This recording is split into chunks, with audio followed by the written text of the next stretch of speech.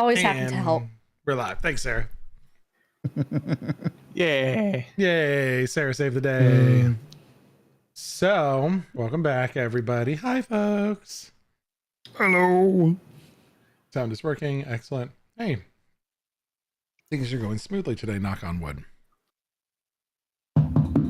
Thank you. Hi, girlfriend's in chat too. What up? It is particle board, so I don't know if that entirely counts, but I'm gonna call it. Hey, it's good. Counts. Anyways, missed everybody. It's been a fun week. We're gonna have 2 weeks in a row. Yay! For some of us. For others, we're back for the first week because of being out last week. Yay! Yay. Yay. Undercooked White Castle burgers. Yay. Boo. Boo. Yeah. Well, last time we were here, the towering silver gates of Gelnara loomed ahead, heavily guarded by soldiers holding the dreaded mirrors. But thankfully to the flawless royal charter, we were able to bypass the blockade with barely a second glance. We were officially inside the gilded cage.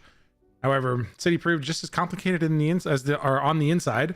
Looking for lodging through a contact of ciphers, we found that the city is definitely packed to the brim for the upcoming wedding, leaving every tavern completely sold out. Tensions from the road finally boiled over, leading Rio to splinter off from the group for a little bit and do a little walkabout and some solo shopping. Despite his excursion, he was caught up to quickly by the rest of the group. Put that out of place on my notes there, so it screwed up when it did my notes app, but that's fine. Rio did some solo shopping, got hit in the back of the head, I think, with a purse by an old lady who was yelling at him for trying to scare kids or something or take advantage of them. Making a child piss himself. Yeah, I was right. You did. Yeah, because it's always, why is it with me in a fishing show? Oh, it's true. We had this discussion last time. And now it's all coming back to me. Because you've experienced children peeing when they're scared. Yeah, because I've seen it happen. Yeah. Anyways. But like a 14-year-old? My kid was like 8. Oh, I thought you said he was 14. That makes sense. Bullying an 8-year-old. Gosh, Rio, I expected better from you. I didn't bully Viola anybody. doesn't. He was scamming. Viola's got some feelings about how Rio conducts business. But after regrouping, we sought out Aaron's esteemed contact, Obadiah Soon. Wealthy, enigmatic, and occupying a massive, impossible shop in the Verdant Rise. Obadiah's intense demeanor left many of us feeling off-put. The sussy meter was off the chart from everybody. Nevertheless, his hospitality was absolute. He did offer you all of us, I should say, rooms to stay in his shop. The back rooms in his shop. You finally have a safe harbor, but at what cost? Dun, dun, dun. That being said, we'll run around and say hi to everybody. Starting with Zach. Hi, everyone. I'm Zach. I play Gabriel, the... how do I explain this again? Is currently a Leshy, a fungus Leshy druid, but was a gnome. Maybe we'll get there down the road. Yeah, we had a interesting conversation while we were all sitting in a tavern, and the lady in the plant lady in the shop came up and was like, "Oh, I've got some old rotting stuff for Gabriel. Is Gabriel cool with that now? Like now that he's realizing what he is he's just chill to like consume through his absorption?" Or I think realizing that he can eat food, like he'll choose to eat food for the taste, but he knows that to get the nutrients he needs, he still has to consume the gross, rotten stuff, and so he'll just do that like quietly away from everyone. he's polite about it. He doesn't fart in company. Don't look at me. I'm eating garbage. I'm the trash man. I'm the trash man. Dude, I hear that guy's friends with the Bastion. I was just about to say, whoa, the Bastion has come a long way. The trash man, yeah. We'll say hi to Nate. Hi, I'm Nate. I play Cypher, the human psychic. Sarah. Hi, I'm Sarah, and I play Viola, the doppelganger investigator. Ooh. Let's try She it said it again. out loud. Who said it out Oh, loud? she said It's the D real word. now, chat. And Josh. Hello, I'm Josh. I play Ryo Uragoji, the Kitsune Inventor. And I'm Ben, PM the team, and I play Corin Scobell, twin to Aaron, and I am an Oracle. And introducing our not appearing, miss not appearing in this film is number 4, which is Zach. Hi, I'm Maddie. I play the half elf, half Strix Magus, Aaron. Laughing Shadow Magus. Laughing Shadow Mega. Laughing Shadow Magus. I knew I forgot something. I was like, there's a part I'm missing. Damn it. It's close enough. 80% of the way there. Spooky girl somewhere in there. Yeah. So you step out of the heavy incense-laden air of the Soon collection back into the vibrant vertical sprawl, the sprawl of the Verdant Rise. The Maddie looks and sounds very good today. Sam. The worst, she forgets it too. Oh my gosh, savage. Oh. Damn. Love you, Maddie. Happy Damn birthday, it. by the way. I know. You're not here to defend yourself. We get to make fun of you. Yep. So the rhythmic ticking of Obadiah's countless clocks fades behind the heavy doors, replaced with the bustling noise of the city. Inwardly, or outwardly, you all were very polite to Obadiah, but as soon as we got to the street, there was an immediate, everyone looking around going, definitely not staying there, absolutely not. And Aaron was like, I don't understand. I have a few things to deal with Obadiah. And Aaron was like, I'm just going to go talk to him for a bit and see what else he has for me, and I'll catch up with you guys later. So we know where Aaron will be, and we can come back and get them when we are ready. Perhaps that offer was generous, a little too generous, and the collective unease drove us all back out into the street. Aaron remained inside, deep in consultation with her enigmatic benefactor. For the rest of you, the city awaits. The distant rhythmic booming of the geode forge echoes up from the cliffside, calling to those who seek the industry within, while the shadows begin to lengthen across the university's spire, or not lengthen, but oh no, they do, because they do change the mirrors in this city. I just thought about that. This is the first place that has like moving shadows because they have the mirrors that drive heat down to the bottom of the city. So weird. Anyways, so you're inside the gilded cage. The city's completely booked for the royal wedding, and you still need to find a place to rest your heads. So you have leads to chase and contacts, but first, where to? I think we had a couple people who had Library? interesting things. Yeah, I'm heading to the library. No, As I guess run back why? into these people. Just say no.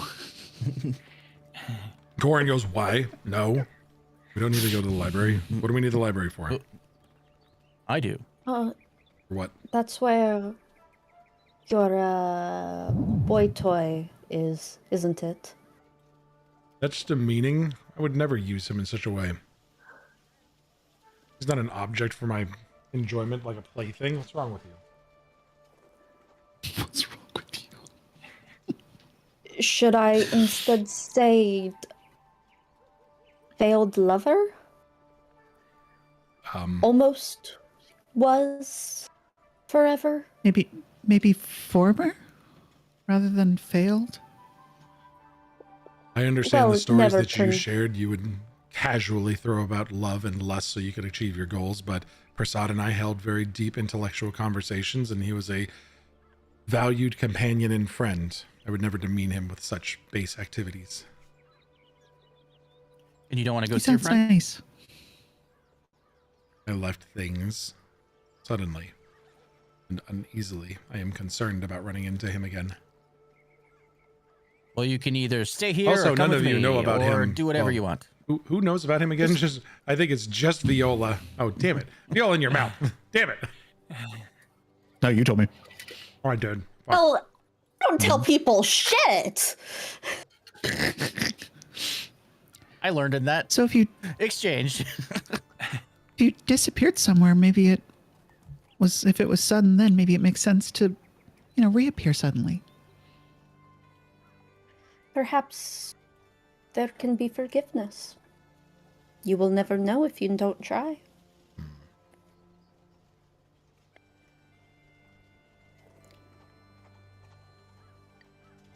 I went from seeing him daily to suddenly removing him, and it felt awkward to have somebody make a place like that in my life and then to suddenly not have them there anymore. Excuse me. Yes. Sorry, excuse me, DM, excuse me. Ben. Corin, Although it just made sense in leaves. character too. Excuse me. Like, I guess this is a normal thing. All right, well, if you're going to the library, I have someone that we could potentially go talk to. She's nice. She took care of me when I got here. Okay. I don't I know like if she has visiting with places your for us friend. to stay, though. Well, I think we may end up having to stay with Mr. soon. It seems Oh. like we will not have a bunch of other options lay themselves in front of us. Ew. All right, never mind then. We can still talk with her, though. See what she knows. No, it's. I don't know if she would know much. She was a medicine woman. She took care of me. But I don't think she's gonna be involved in all this. At least I hope not. Took care of you. Mhm. Did she take care of anyone else? I don't know. Probably. The guards think brought that's me like- there because I looked, well, like I look, and they thought I was hurt. I was, but that's not really important. You'd probably be surprised at what healers and caretakers see and hear. Yes, a much better place for knowledge than a library. Books are worthless in this regard. We should definitely go to the healer. Well, I'm going to the library regardless, and if you want me to say hello to your friend, I can. All right, look out for If cute they are boys. there. Yeah, you want to describe this person? Hey, No. he is not cute. There is a deeper connection there. Describing him as cute. Ugh. Corin would never debase himself like that. Describing him Can't as he a be- lover is what's insulting. Can't he be both? Is a lover not someone you love? Not from your descriptions. Just pointing at Viola. Hold on, she told me that that's how that worked. Is that not how that works? I'm not sure. The last time I heard from Viola, she tried to irrigate someone's molars to gain information and lock them to a chair. That's what we heard. I understood some of those words. Not a lover. Was not quite yet a lover. I have no interest in such things, and his presence was enjoyed. Can I sense motive on that one? Because Sure. bullshit. And think I'll I- have you know, I took plenty of lovers since then. Both in that term and otherwise. I have never taken one, so I wouldn't know. I do have a It's plus one bonus. That's not interesting to me. holy shit, natural 20.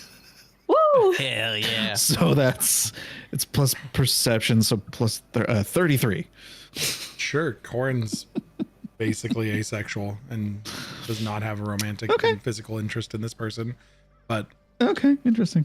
the Wait, does have romantic or does not have does romantic? not have a romantic not. interest, but the Yeah.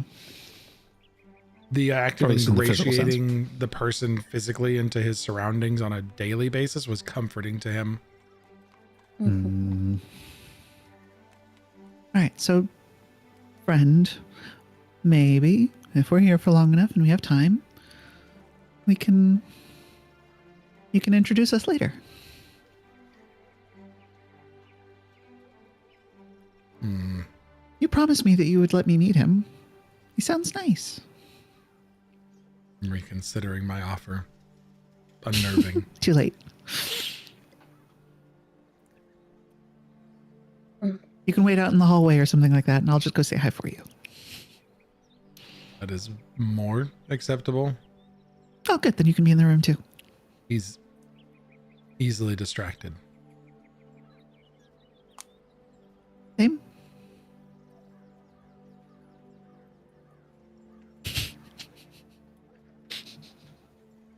Engage him on a topic and he will talk your ears off. Almost literally.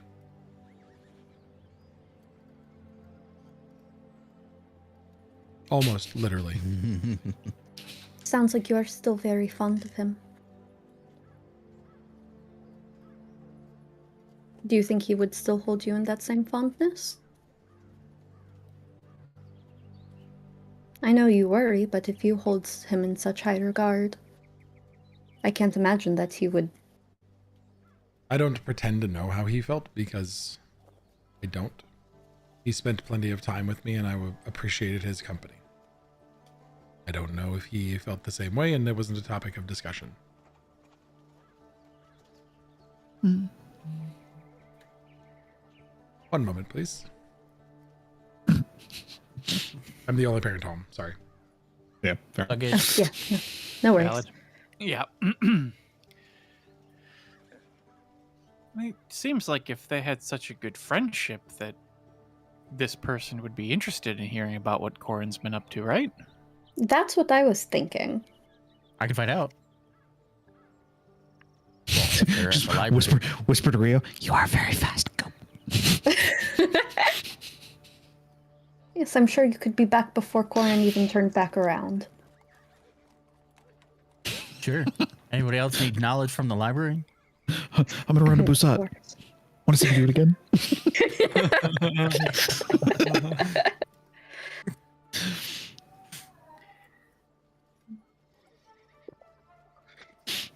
I mean, if you see anything interesting at the library, of course you're going to see something interesting at the library. It's a library. Sounds like you want to go. I do.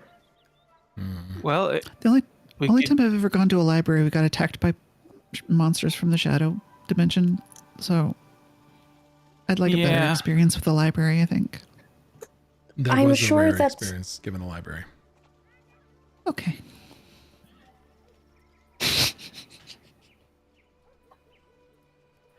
then maybe after we can go visit the medicine woman that you know, Cypher. Yeah, that sounds nice. I'm curious if she would have information about my condition. Maybe. I figured we'd need some type of information while we're here, and library is a good start, but I have some things that I want to specifically learn more about. But from there, I was thinking of going down to the forges and seeing if I could work, get some more. Well, I need some things for my armor, but work and see if I can get more information about maybe the ends of the city, of places we can go if needed, and get more lay of the land while we're here.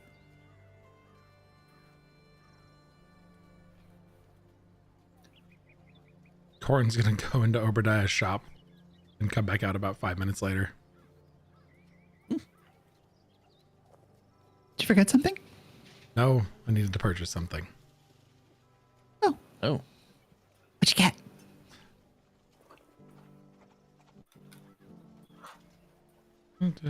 Corin blew all of his money because I had enough to cover this except for 5 silver and 14 copper. hey, buying relics. No, Was broke? buying a level 7 Oh, magical item. Oh. You can take I the need to rest do that from too. my funds, What'd you get? What'd you get? What'd you get? since Yeah, I I'm usually just carry making the sure. party funds. Oh, he had enough to cover it. He just blew Oh, okay. everything. Oh, I thought you said he needed like silver and copper. No, I have 5 silver and 14 copper remaining to my name. Gotcha. Ooh. I'll have to do the same.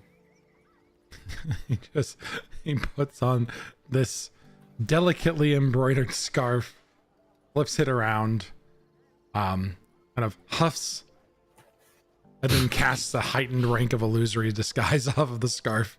It's a greater masquerade scarf, so he has a higher level illusory disguise. He makes himself look like a nondescript human from town. Very plain, like brown shirt and pants, and then like a colorful belt, and that's it. Just nothing that stands out really on him. I was pretty sure that covers everything. Yeah, I look like another creature, so he's got a different face. He's got like he gives himself like a little goatee and stuff, and it's a comically like bushy goatee, like he pasted it on there to be a different person. I look different now, yes. Sure. Yeah. But you know, we can still see you blushing, right? Also, I hate it. Also, you are doing that thing that inexperienced shapeshifters do, where you're walking around in someone else's skin, and it's very obvious. You are clearly uncomfortable in this shape, and with that amount of facial hair. Let me try it again. He like turns around. Does it hide the wings? Yeah, it's another creature of the same size and shape because it's heightened. Okay. But he turns around and tries it again, and he like wipes off the goatee. And he just kind of goes, That's a whopping 10 for his deception. With a It's less horrible. Sorry, with a +4 from the illusory disguise. It's 14. Ever so slightly less horrible. Not by much, but it's no. It's I'm wrong. It's still bad. Did I you pick forgot this one lets me character change my name? voice too. It's really nice. Oh, it's even worse. What? Oh, Not no. that one. Even worse. I heard it Hey, once. Rio, where's the library? We should go to the library now. Yes, please. I cannot. I don't think I can do this. Don't I'm use not the special comfortable in my voice skin. to. Oh, okay. Please no. Please, I'm begging. Corin, I swear to God, I wish I'd prepped counterspell today. Oh, what? Maybe I just don't talk and walk at the back of the group. Yeah. pulls the hood of the robe instinctually out of it, and like it phases through the illusion because he never works with shit like this, and it just kind of goes through the illusion as he pulls the hood up. So there's this strange white and silver hood peeking up out of this guy's shoulder blades. But he's hiding in the hood. It's like in a video game where like the hood and the cloak are two separate items. Yeah. You're only wearing the hood. Textures are glitched Clipping together. through. Yeah. The shirt Viola shrinks down with behind her- everybody. Decade plus of espionage and disguise, like expertise, just looks and slowly turns away. Where's the library? Please, where's the library? We need to go to the library.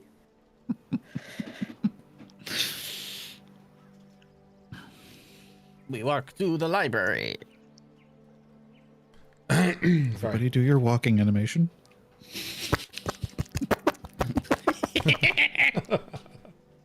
That's really what I was prompting. It's all we really want. Yeah. We live for the little plops. I'm gonna miss the little plops if he turns into a real boy. You're gonna have to get wet shoes and stuff like that to walk around. Mushroom. I've actually seen, not in Pathfinder, but I have seen mushroom shoe magic art items that you attach to the bottom of the shoe, and then they give you an enhanced jumping height because the mushrooms act like springs. You realize if that happens, he then I just- need to have my new jump sound effect be the Mario jump, Yeah. right? He doesn't say anything. He just takes it. So Hold his hand and kind of walk along. yeah, the tendencies that I see from Corbin are in full swing right now. When Corbin gets uncomfortable,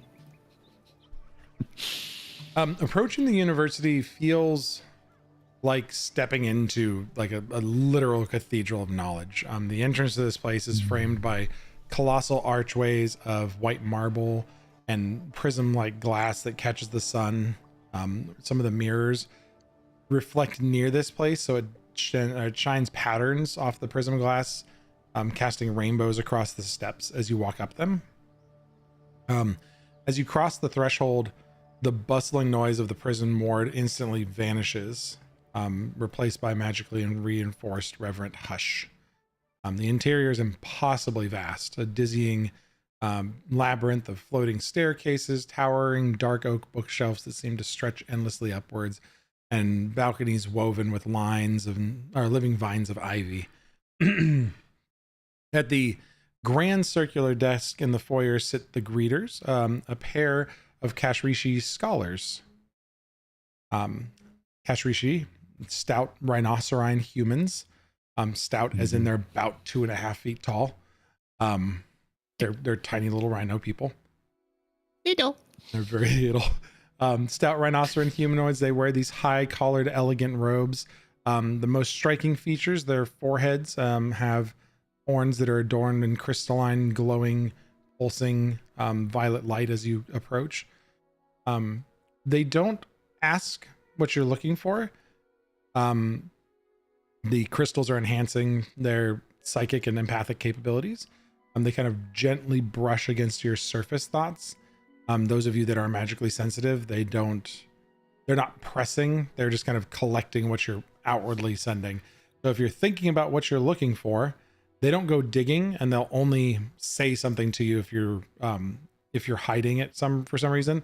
But if you're just thinking about what you want to find when you come in here, they politely provide a telepathic nudge, one of them exhaling softly and blowing a pinch of glowing silver dust into the air. And it swirls and folds itself into a spectral, glowing origami moth. And there's a voice that says, "Follow the guide," softly in your minds. It will take you to the histories of the protectorate you seek. And the moth flutters ahead, leading you deeper into the quiet, dusty aisles, away from main thoroughfares, to isolated stacks where Corin is, glancing around looking for places where he hopes he can remain unseen. But what are we looking for in here? The moth will float along and show you guys where you want to go. Right. So I have a few things that I am going to look for. One, any type of I don't know if it would be like history or kind of just like planar researches or whatever around Mechanus. So just things about known things about Mechanus and how it operates, and if there is any literature around things or people that have traveled there. Okay. Or from there, blah, blah, blah. And then second, anything about the Uragoji clan. What else is everybody else looking for? Just if anyone's looking for specific research, so I can get my notes down here. I'm looking for Prasad. That was going to be my Just looking for Prasad. too. Viola is also interested in looking for the Uragoji name. Okay. Seeing what she can find out about that. Any connections to Eterna that they have.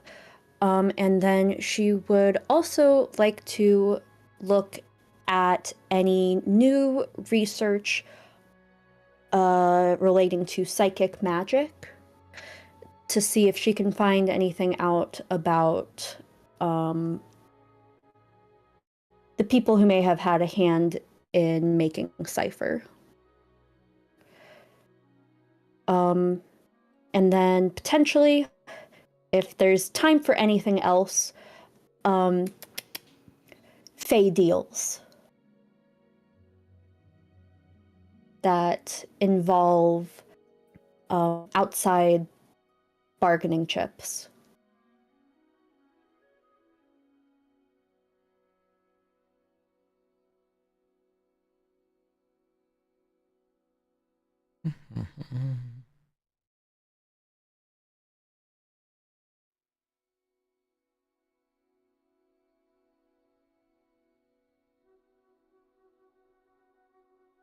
A lot of books.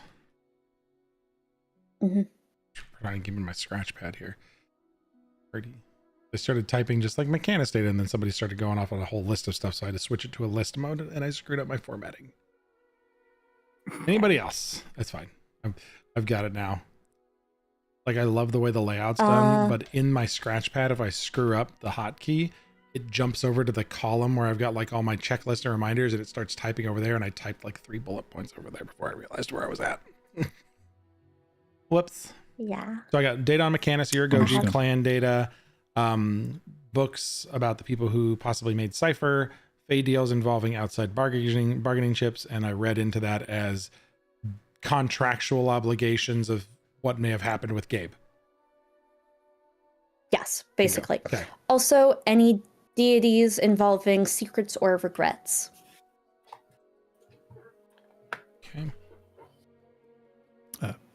I put it in chat, but points of interest for me. Prasad, because I want to sneak a peek. Whether Corin comes along or not, I just want to like peek and be like,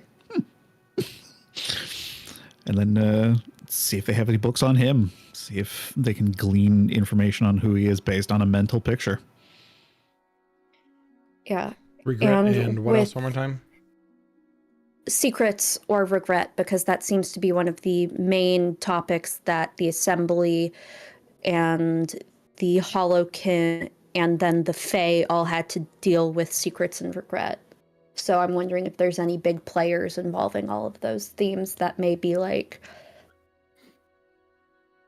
any big guys You got it. related to the gateways that are opening. And then we've got Cypher Prasad. As a starter.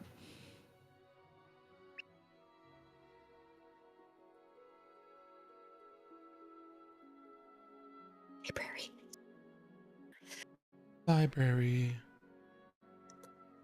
Okay. Quite a few things. So the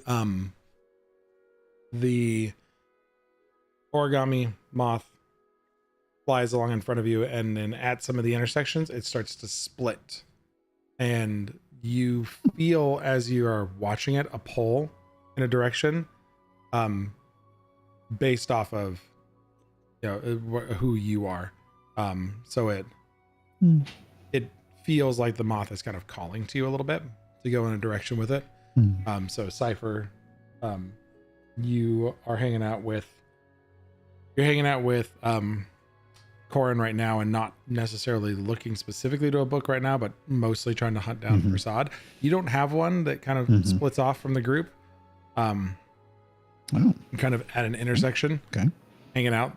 It doesn't take you to a person, unfortunately. Seems you don't have a mission for that. So he's not here.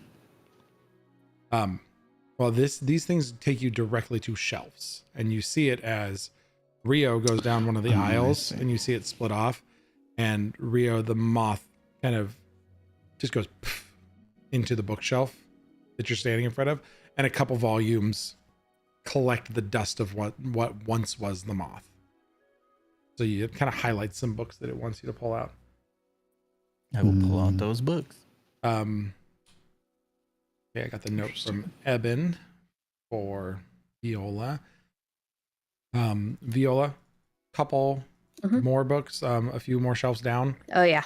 That it lights up about 12 for you. Yep. Cypher, if you start to think about him based on the mental image, just the picture. The moth kind of floats back over towards you after it was done with Viola and takes you off a little bit further in and lights up on one very thick, big tome. It's a large book. Yes. You want me to help you with it? Not yet.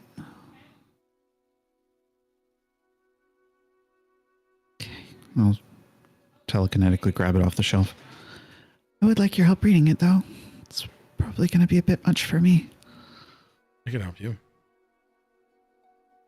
This way. And starts walking Yeah. towards the tables. There's rows of tables with enchanted floating motes of light. They kind of hang out over the books and move to where it's best for you to see. You see them as they're with people. They're staying a comfortable distance above, but normally you'd have a light above that would cast a shadow. It kind of pulls out in front and glows softly in a way that illuminates the whole book. And you see multiples of these dancing motes lighting up people's books so they can read and see easily. Rio and Viola, there are tables near to each other because you guys did pick up a couple books on the same thing. So you find yourselves rapidly with your stack of books just looking for the nearest open seat and a table. Rio sets your books down. Since you got a few, start flipping over the next one. Then you hear a loud, "Phoom," and you look over and there's a stack of books. And from behind it, Viola sits down and you two are sitting across from each other, reading. Not sure if there's a point of discomfort as the two of you realize you're sitting directly across from each other, and Gabe probably following along, looking at somebody, and sees the two of them sit down across from each other and share a look.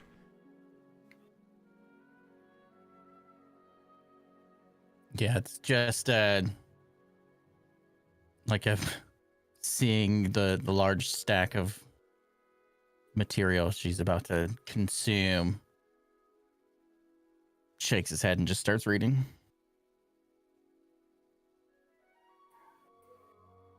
Viola takes off her monocle, just lets it hang from the ear, gets out her journal, puts it to the side, takes out the coffee thing that she has. She has like a cup of coffee that helps her with occultism. Yes. You do. Yeah, insight coffee. You've been holding on to that insight coffee. Yeah. Eldritch knowledge coffee. It's a pumpkin spice latte that helps with occultism. And she's gonna look over at Rio and go, would you mind heating this up for me? I think you have like your hand is able to like create heat or something, right? Is that something? Or did I just imagine that? You go like, and then you kind of explode. Yeah, you want me to do that right here in this library? Well, I was hoping that Explode in this library. I was hoping you had like a miniature version of that. I haven't focused on creating a cup warmer. I mean, I could try, but it could go seriously wrong. Yeah, okay. Let's try something else. Anybody with magic nearby? This coffee has been I feel like we wouldn't be too far away. Just so that sitting we're in my backpack. It has been sitting in my spacious pouch for almost a month now, so it's kind of lukewarm. bad coffee. Stale coffee. You can moldy. see that there's a Sloshy. few students like sitting around that have cups of similar drinks. That, as you talk, one of them is you realize that outside of the direct across the table, Gabe may be standing like a few paces away talking, and Gabe, you've had to get really close to hear them. The whole library. Yeah, I think Gabe would have been following that, knowing that that Viola was looking up books on his Fae conundrum. He probably would have been there to like be beside her. Yep. And Gabe was probably a few steps away, and you realize that this conversation happening right across the table, 10 steps away, you couldn't hear it.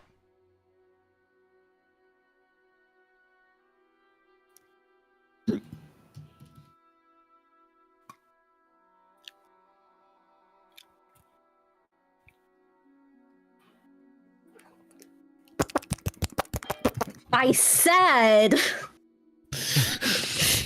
Even if she Don't raises yell her like voice, it's my fault. it comes out as I said. It's like you're It's just like audibly whispered. The room dampens it. This place is magically shushed. Magically shushed. Did you just want some fresh coffee? You know I can just make some. You don't have to drink month-old swill. This The is my magically special sealed. coffee. Magically sealed body or coffee. It's not going to go bad. Yeah. It doesn't go bad, it just goes cold. Hey, Rio, you've got, like, metal bits. Do you have, like, a metal coil?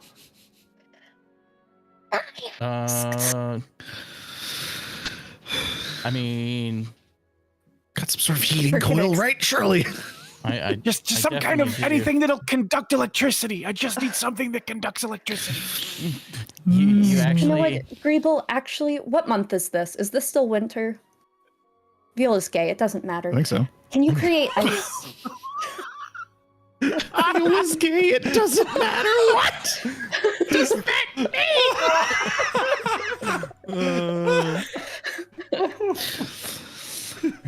You know, Can you make us feel as gay good? people drink ice. Oh no. Oh Gay my people drink god. iced coffee in the winter. Iced Oh coffee, my yeah. god. The layers to that. That's so Oh good. my god, that was too good. Oh wow. No, I don't have any ice magic right now. I'm sorry. It's okay. From behind you, Kenzo comes up and he just like pokes Gabe on the shoulder and then opens up his chest cavity and just like reaches in and pulls out a spring, hands it to you. He was gonna work It's the my spring heart. until it forms a coil, and then like position it between two fingers and use his electric arc cantrip. And just You start to cast it and the room counterspells you. There's Yeah, a that no makes magic sense. field in here. It just kills it. And then I cast Rishi person, like one of the helpers at the entrance. One of them peeks out from behind a bookshelf and just comes waddling over to you. This one does Just not have the don't crystalline horn, and walks up to a lot of you. Can I help I you? just don't want lukewarm coffee. I either want it to be cold or I want it to be hot. There Is there any way that I can? there is a concessions area near the front, but please, we ask that you make sure to grab a coaster. They're enchanted, Of so course, if you spill, of you do not course. spill on the text. And yes, you can have hot or cold beverage. The coaster will heat or cool it to your liking. Beautiful. She'll go up to the front, grab a coaster. Okay, now she's set. The endeavor Kenzo of it just all. pokes Gabe on the shoulder again, holds out his hand. oh yeah, right here, take it. Roll a takes it, crafting check. opens his. Oh, No. Get my scroll back. That's No. my, You want me that's to my or- Gabe, spleen. roll a crafting check. Oh dear. Oh, no. All right. This is gonna be great. Oh dear. Kenzo dies. The mangled piece of semicircular round wire now. It is definitely not a spring. okay. Kenzo just takes it and then shoves it back in there somewhere. No idea where it goes. Closes his chest and just walks back. He's fucking. just bare He's hearts. Bender. He's Bender. Just shoves some shit back up in it. Just good enough. Pretty much. It'll fall into place where it's supposed to go. Is there anything else that you require?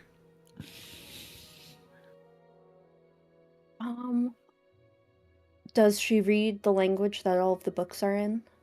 Are they all in common or They're in various different languages. undercommon, or You can't see does what she know language the they're in. languages? Like just glancing at them, no, but like you're just like flipping through them. Have you picked one out to set in front of you? Yeah, she'll start with the Gabriel one. Yeah, you're looking at the Gabriel one. You're really not sure what language it's in. Let me double check your languages. I know a lot of them. You do know a lot of languages. 7. He's so smart.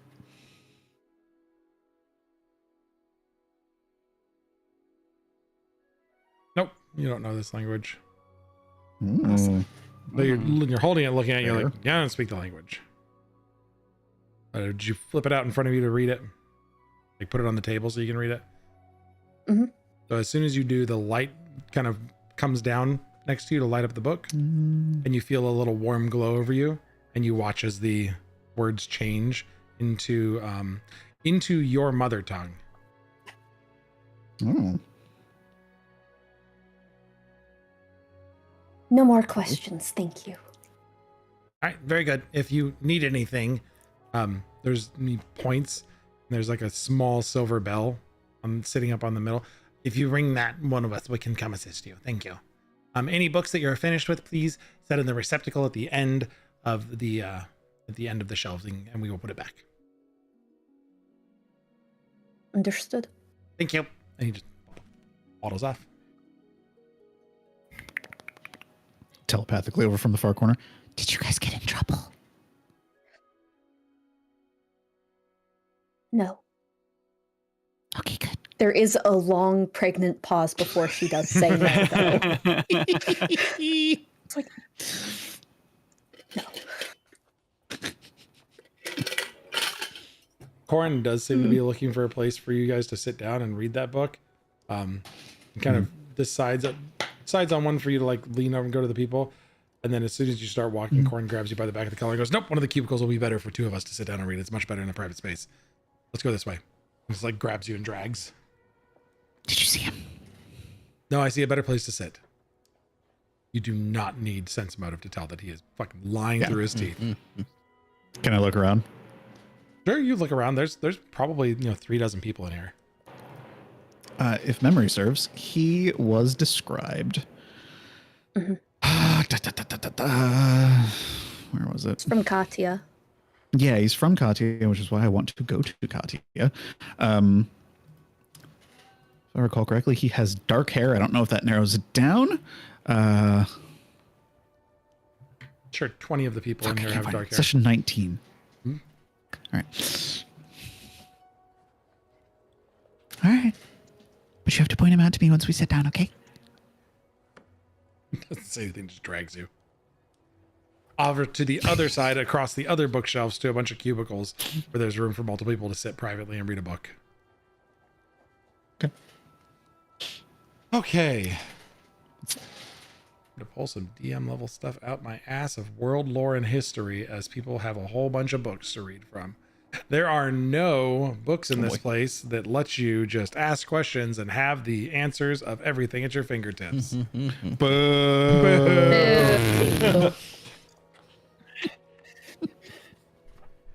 Boo this man!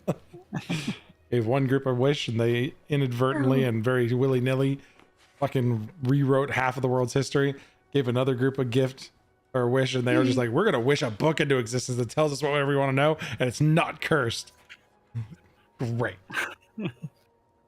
And then you made it cursed. It was not cursed. You And then just it felt was compelled cursed. to do the thing because you have the answers, the truth. That's totally a curse. I was not giving you a free, unhinged answer everything about the world book.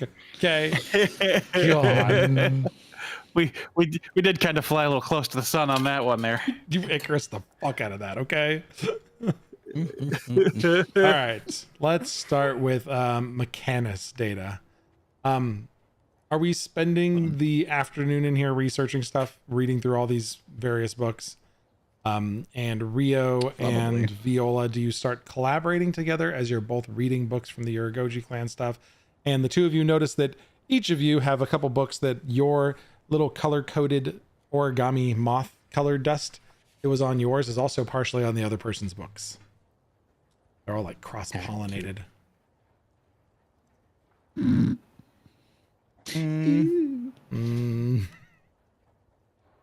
So fancy. I don't think we would collaborate on that. I want to gather what my books do first, and then we'll see what happens after. Because I only need to surface level read a couple things.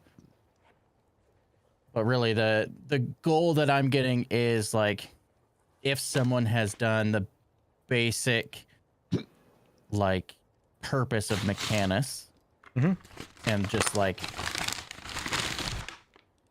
what it is essentially, and then on the Uragoji side, I want to see if there's any like recognizable names of family members or like traces of where they have been, are, or otherwise, No. if the name is Okay. more relevant. So Mechanus data first. Based on what you're looking for, there's a lot of speculation about what Mechanus is.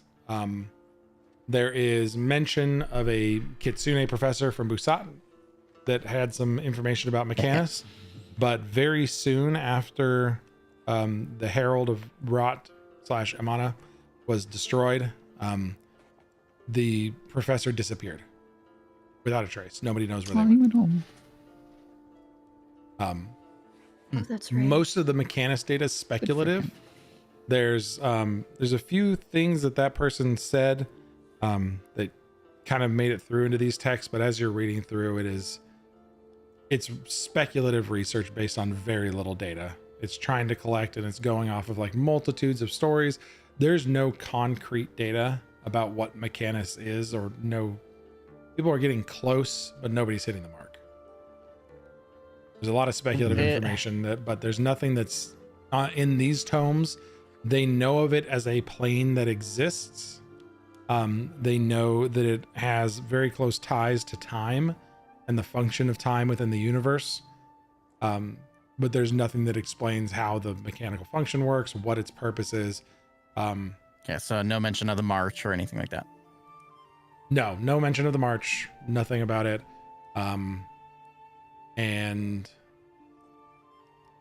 some storyboard level shit I gotta double check real fast.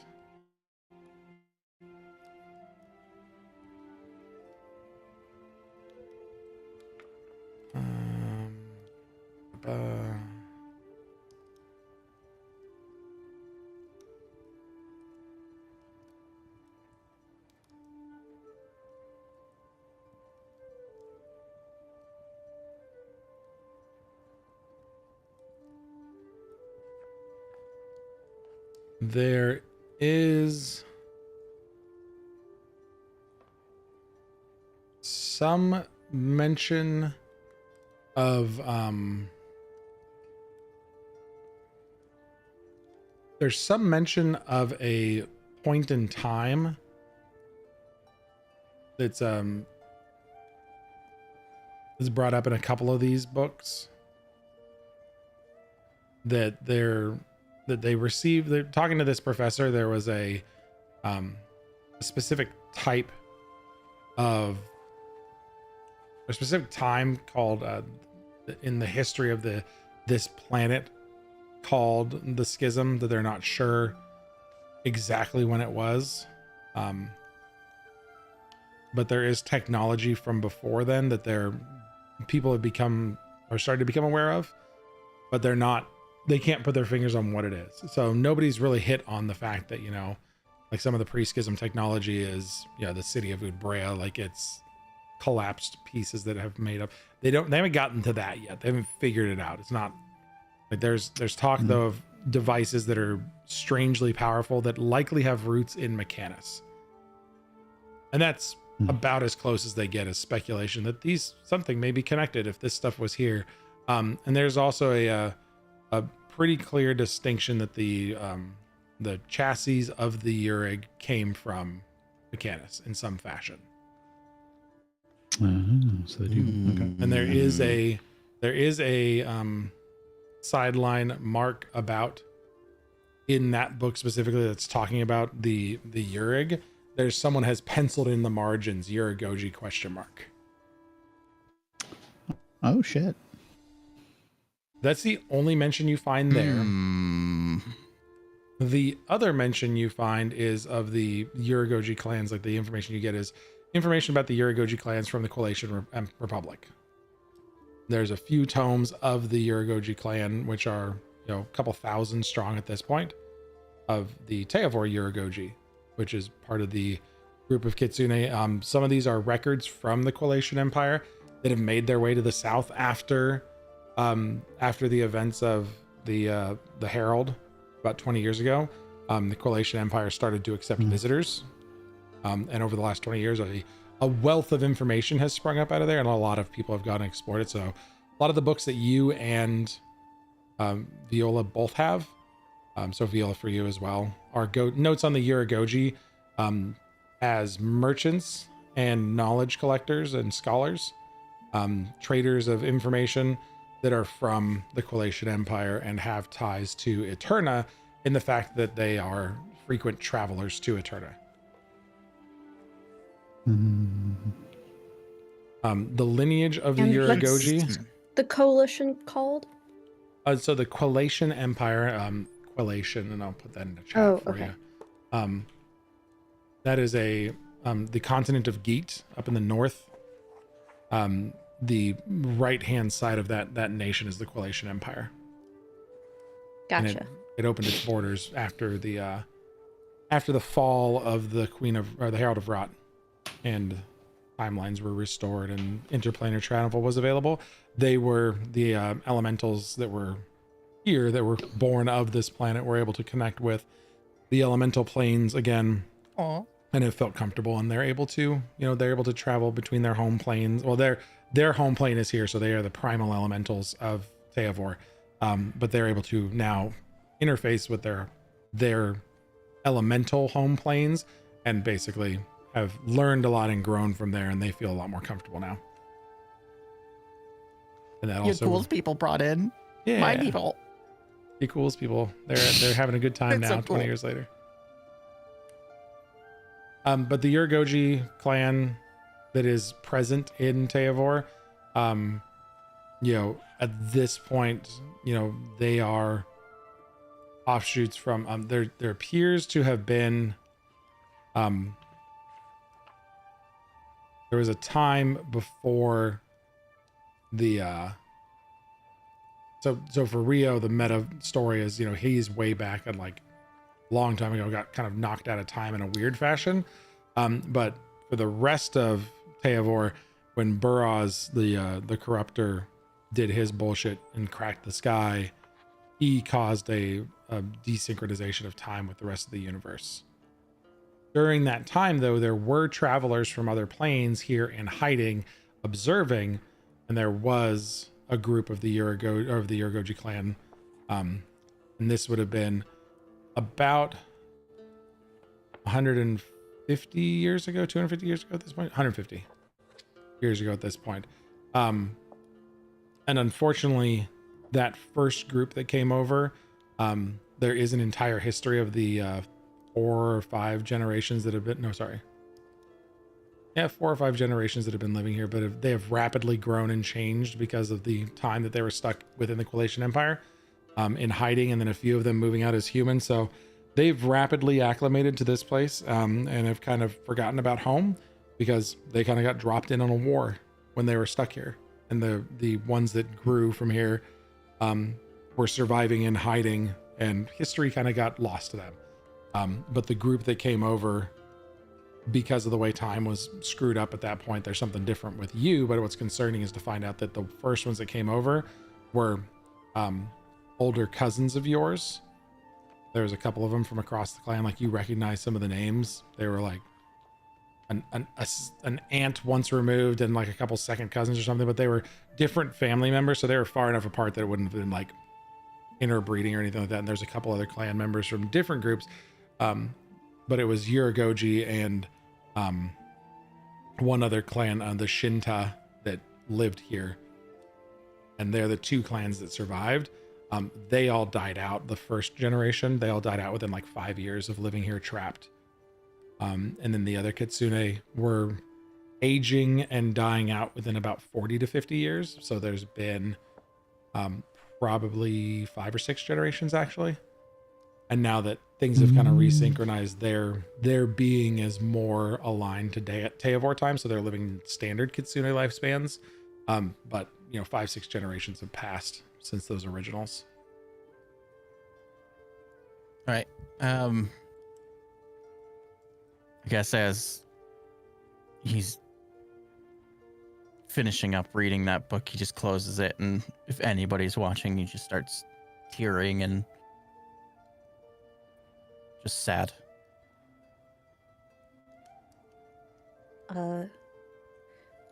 Viola doesn't look, but turns around her notebook and puts it in front of Rio that has all of the notes that she found on the Yurigoji and now Shinta clan and what's happened. And then because she's a prescient planner, pulls out a hanky.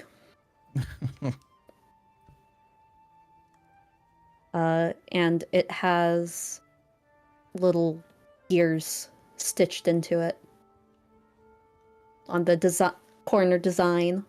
Little tiny gears. Cute. He'll just No eye contact, just does that and then goes back to studying.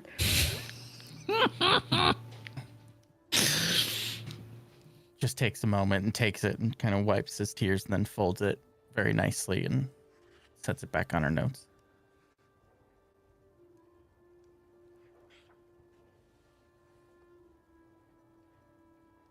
Okay. Maybe moves to the other side of the table and just kind of sits next to her with his books still and just kind of watching, but not like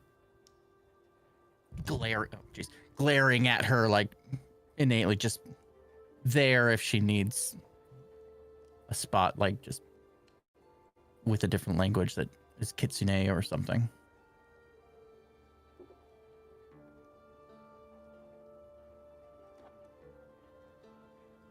She is very ingrained in the work. I'm gonna mark off both of these. Strike through because skipping ahead to deities involving secrets or regrets. There's a list of them it seems that almost every culture has a deity of secrets or regrets.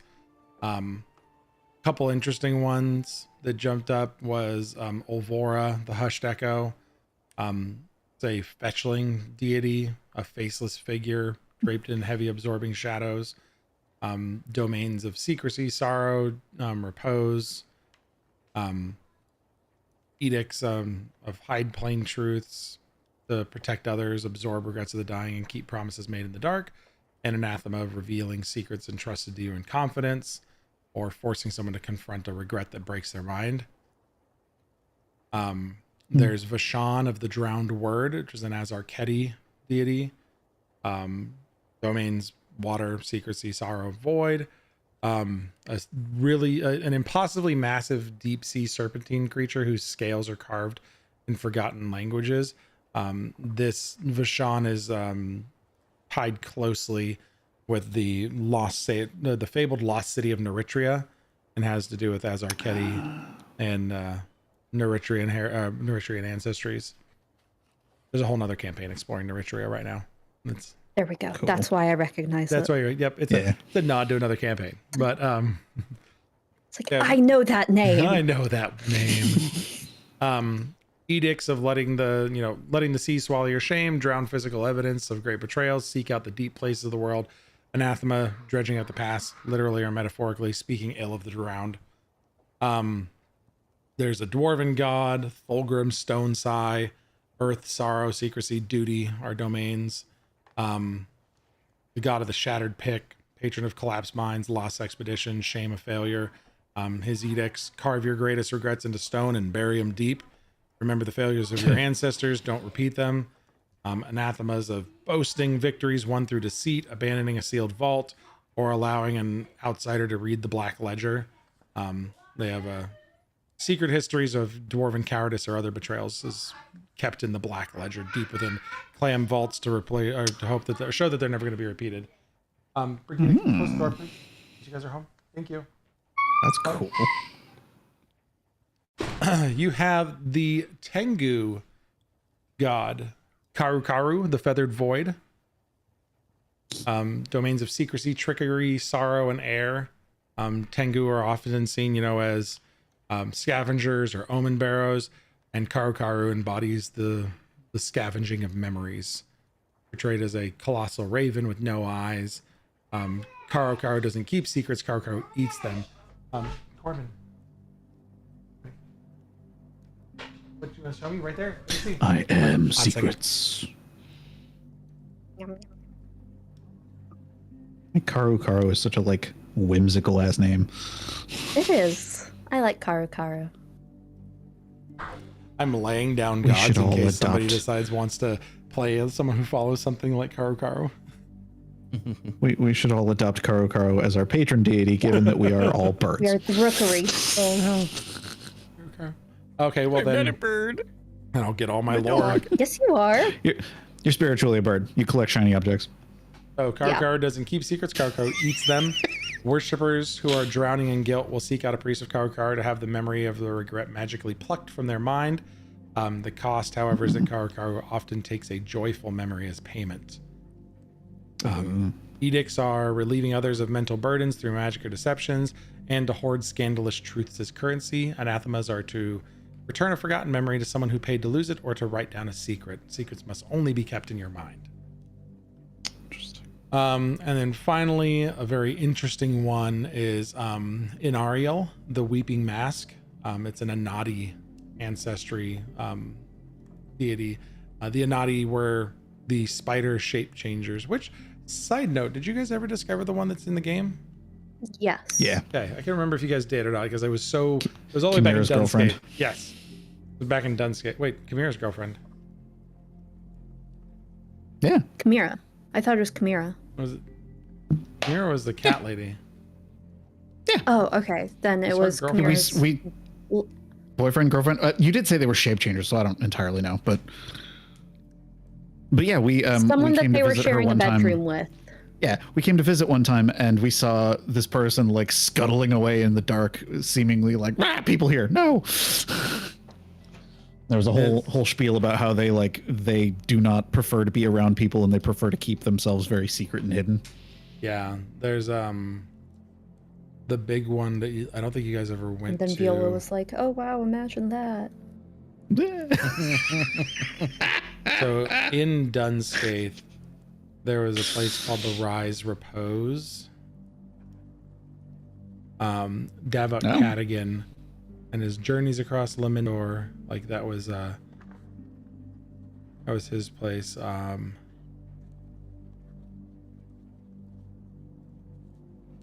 Or was it Willowweave Atelier?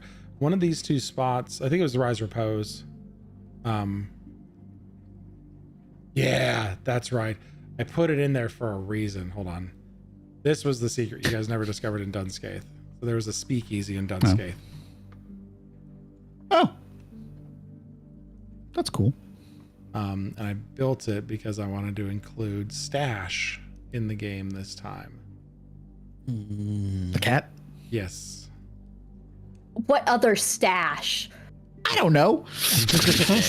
How dare you? There can be only one. So, wait 1 second. My first thought is always the cat, and I wanted to be like, no, that warrants at least a question. Are all my fucking pins from this gone too? Because they did the pin system again. Damn it! Yes. It's so irritating. Thankfully, they're saved as pages. Okay. So the Rise Repose. So opened more recently across town from the Barley's Respite, the more upscale establishment. The Rise Repose caters to a discerning palates of merchants and travelers, established by Davok Cadigan, who was the son, like the firstborn son of the Cadigan Distillery's owner. He left the family business and started journeying across Limendor. The tavern has an air of sophistication that feels out of place in Dunscape. While few locals frequent the establishment, Torvin Cadigan, Davok's father, actively encourages residents to visit and sample new batches of whiskey there. Perhaps the most unique feature of the Rise Repose is its bartender, a gnome named Solric, who wears wiry round spectacles, a simple bow tie, and a sharp apron. His most distinguishing feature, though, is a thick-styled handlebar mustache that earned him the nickname of the Stash. And Solric and Davok have a special feature behind the bar of the speakeasy called the Stash's Stash. And to gain admittance, you have to order a glass of the Cadigan 20-year reserve. When you receive it, you tap the glass twice on the counter, drink the entire pour, turn the glass upside down, smile to Solric or Davrock and say, "The mustache always delivers." And then you get to go back into the stash's stash. There's a room lit by magical lanterns adorned with fine silk wall coverings. Down here, the stash takes his true form of an Adani spider. So the little gnome is an Adani shapeshifter. And he's spun all the rugs there. But yeah, the stash is stashed. You guys, that was the one place that you guys never made it to, and I was hoping that somebody was going to explore it a little bit more. But yeah, that was a stuck in there for me. Sorry. That's cute. I love the Adani. I think they're super cool, and I'm hoping one day someone will play one because they're so unique. I love the little spider people. I know Josh is excited to play one. Yeah, huh? Yeah, yeah. Anyways, sorry. So, interestingly, in Ariel, the Weeping Mask, domains of illusion, sorrow, secrecy, and change. Inariel was a gentle soul who took the form of a great weaving spider during something called the Great Sacrifice of the Almray. However, generations passed, her descendants realized their natural forms terrified others, so they desperately wanted to connect with. So Inariel wept for her children's isolation and became the patron of the fake smile, the goddess of using shape-shifting human guises and other illusions to hide one's true, frightening, or scarred nature in order to find the acceptable. She's worshipped by those who endure internal loneliness and never being truly seen. Edicts are to wear a mask, literal or figurative, to protect others from harsh truths, weave illusions to cover scars, and seek connection even if it means hiding your true self to keep the peace. Anathema is keep looking at Sarah's face. Sorry. Force a shape changer or hidden creature into their true form against their will, strip away illusions that are bringing someone comfort, or to reject an ally based on their natural appearance, are all anathemas. And yes, Canvas reading this, not edicts. Canvas reading this is like, oh yes, I remember this god. Inariel is absolutely someone that there are doppelganger worshippers of Inariel. Yeah.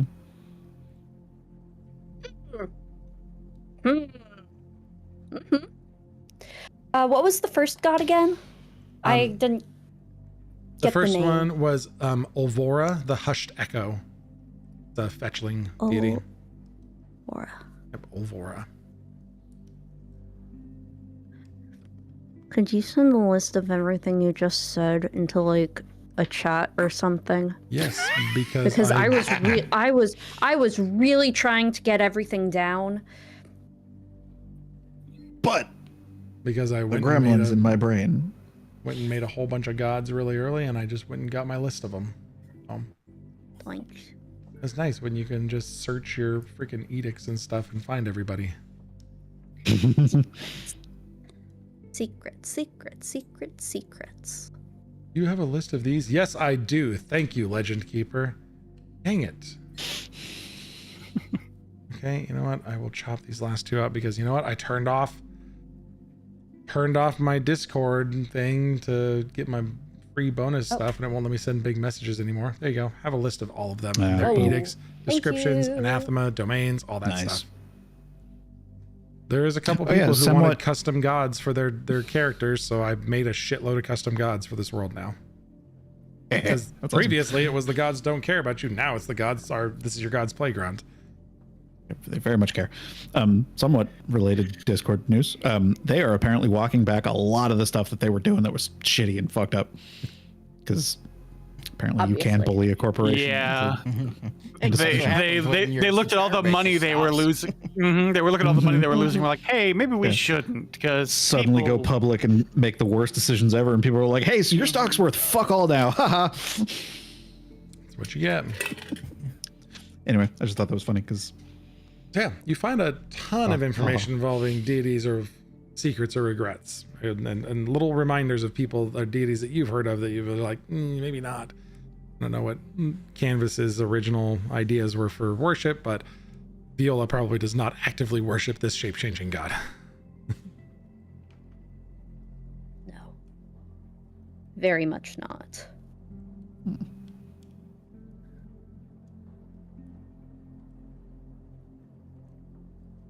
That being said, you are sitting with Corin, Cypher, who has this book out in front of you now, and you are staring at the book, and Corin keeps kind of going like this.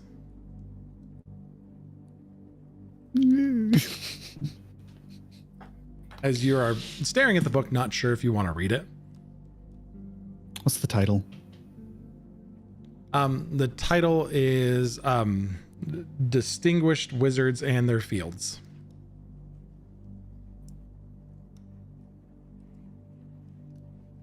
And it is a tome, a massive collection.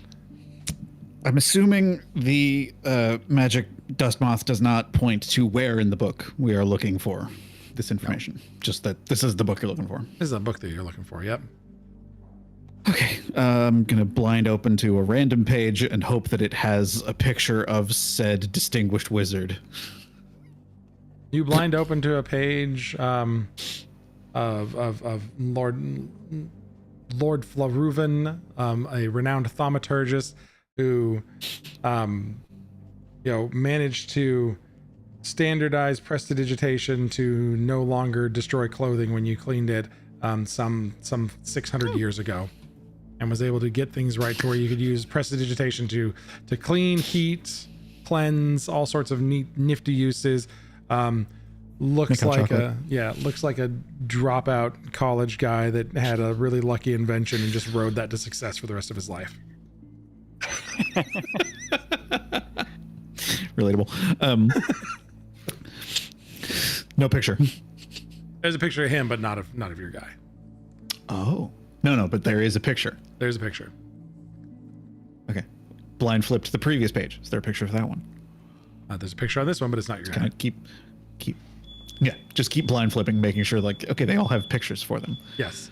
Some of them have group shots. There's groups of wizards. There's momentous events in magical arcanery, and like groups of different people showing something, or like there's and it's all captured through essentially arcane etching, which is someone captures the moment and extracts it onto a page, and it's like an acid etched image, on a copper board. Okay. Yeah. Okay. Okay, you go look for him. I'll look for him in the... You keep looking. Just go say hi. I'm good. He seems very busy.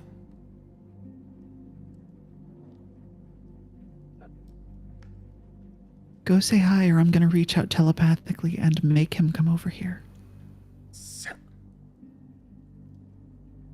You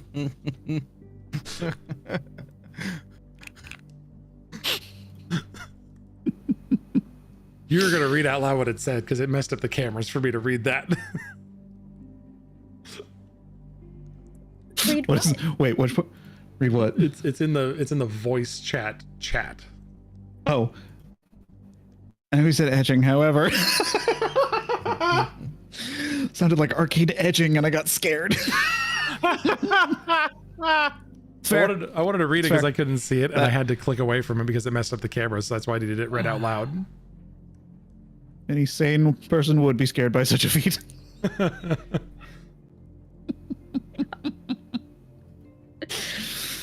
Truly, the weave is incredible. Such feats that it can achieve. I mean, if it's arcane... 6 hours pondering the orb. Yeah, if it's arcane edging, really it's just a case study of that one dude from Baldur's Gate 3. The guy who You're gonna have to be more specific. The dude who was narrow like it down into at the all. weave That really doesn't hard. narrow Like, it down. wanted to. He like was. That doesn't narrow it down at all. You pull him out of the Gale. Yeah, you pull him out of the Gale. Yeah. He's Fucking hate Gale. He's a total arcane edging type Do you guy. like any of the Baldur's Gate 3? I like a few of them. I don't like a lot of the main companions. I find them to be viscerally annoying.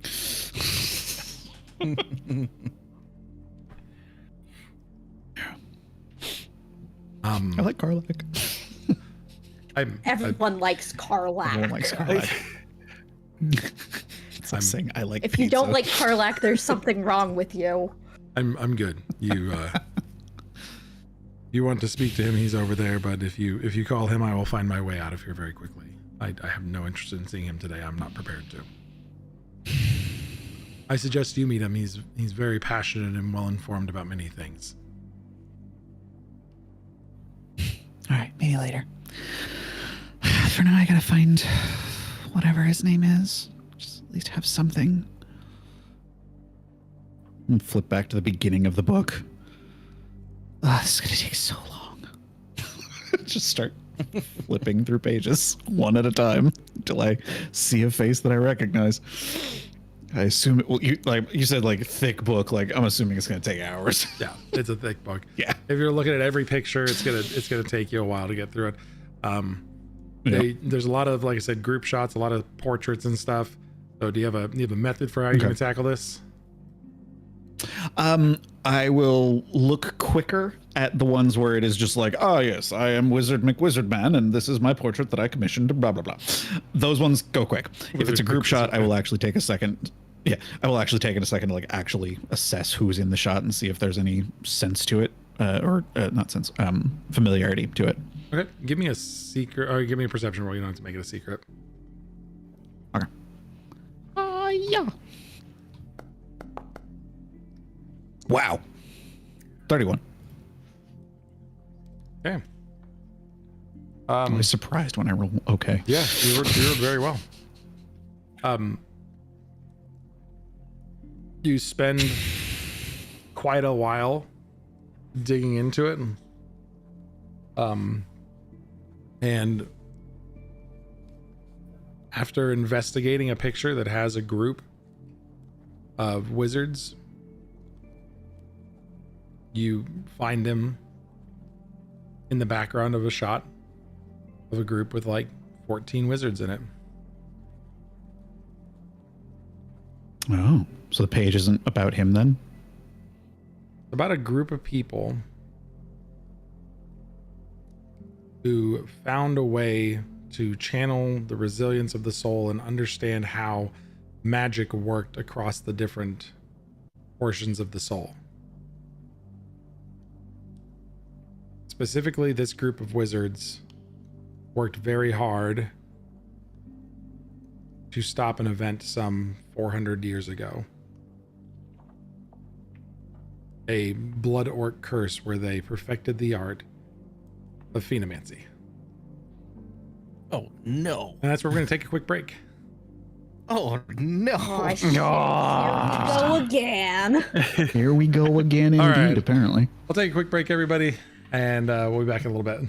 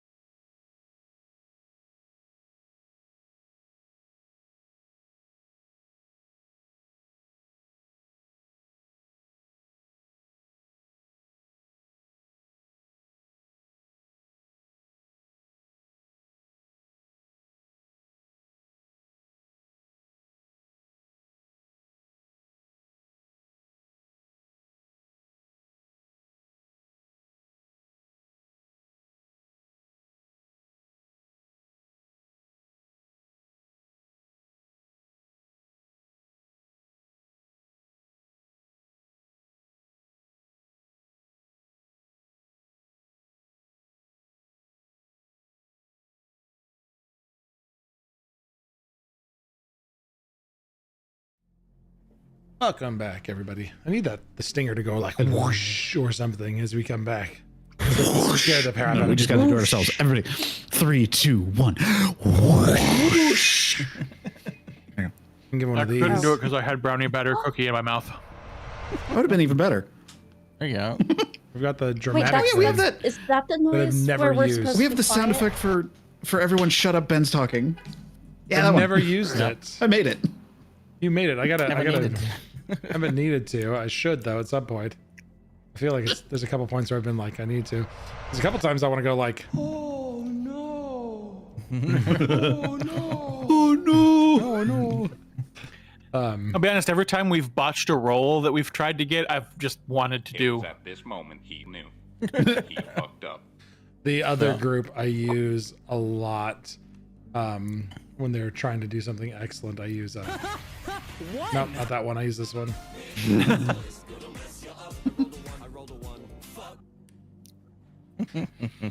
Sarah, I made you super blurry. Yes. I know. It's worth it though. Snug that big floofy baby. Just, And then- oh my gosh, She's so grumpy. I had Nacho in here earlier. Nacho is so floof now.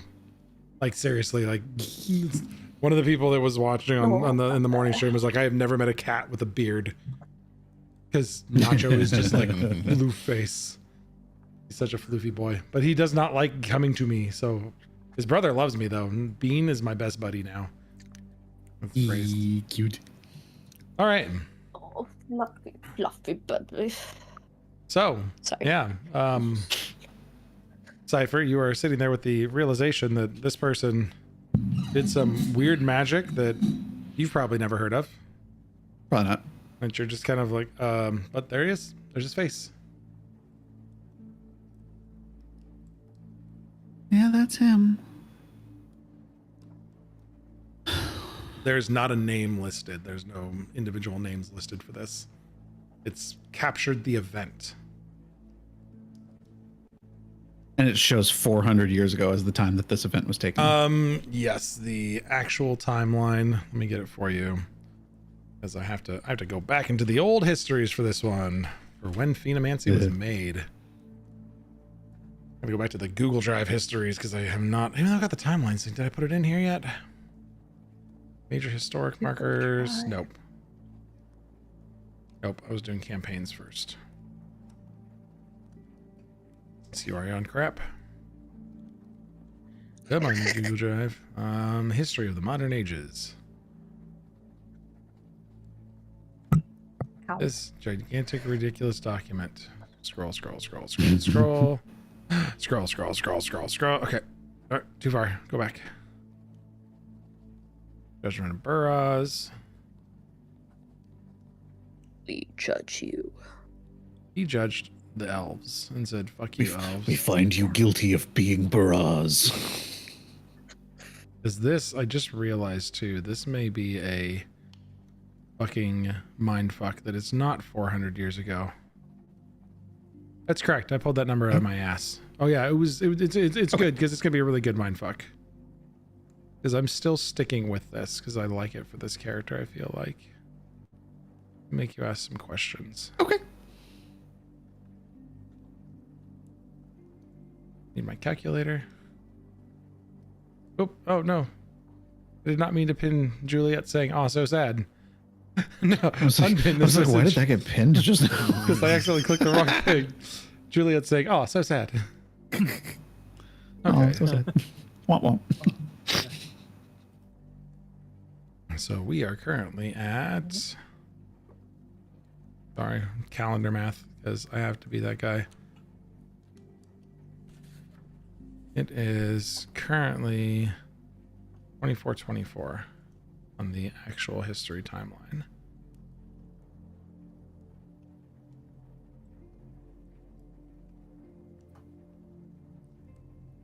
Should be subtract 28 from that. And then we're going to take off.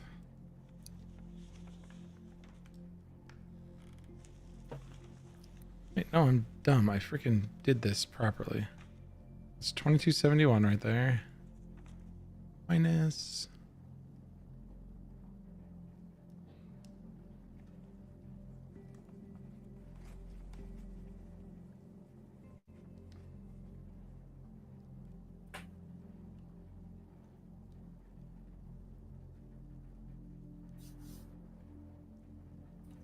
Okay.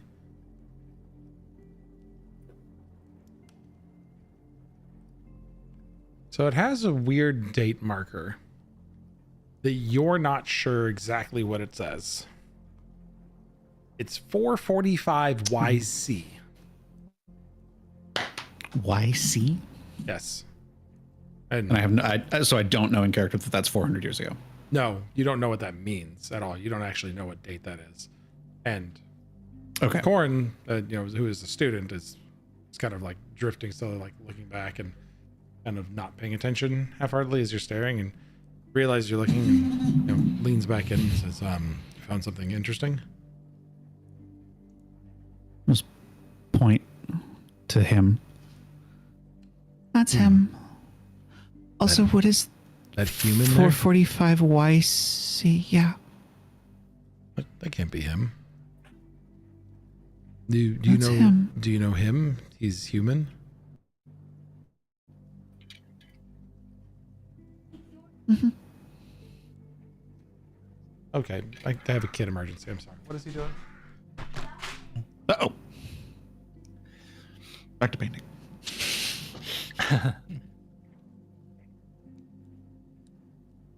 We love kid emergencies, Leaving chat. us on the cliffhanger. I know.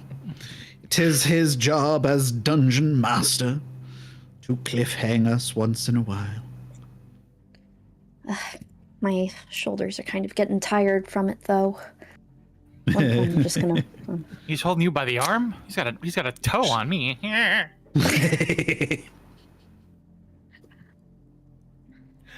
Oh, belt! You guys, Bless you. That was weird. Well, at least he hasn't grabbed any of us by the junk and is dangling us over the cliff that way, because that'd be particularly painful. Yeah, very ineffective method of holding on to someone if they're dangling. What? Yeah. Sorry. Nothing. We're just describing different ways that you would dangle us off a cliff via junk and or toes. Oh no, it would be neck and rope. There you go. My cliffhangers are dead bodies. That's all it is. I didn't think he wanted to kill us. It's Really? us versus him, of course. So, Well, Yeah. us, not our characters. are you sure that that is him? Because if that's a human, then he shouldn't be alive. I would know that face anywhere. It is the first thing that I remember, and it was that face. Okay, because that date, Yasmani's Siorion, was 2 eras ago, and that's 1,049 years ago. 1049? Yes.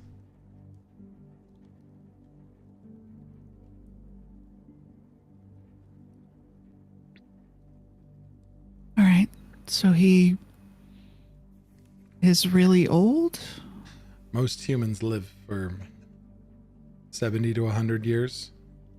No, I know that, but magic is weird and people can, I assume, live for a really long time with it. Well, if that's They the case, then he is a very Figure that out. then he is a very powerful wizard.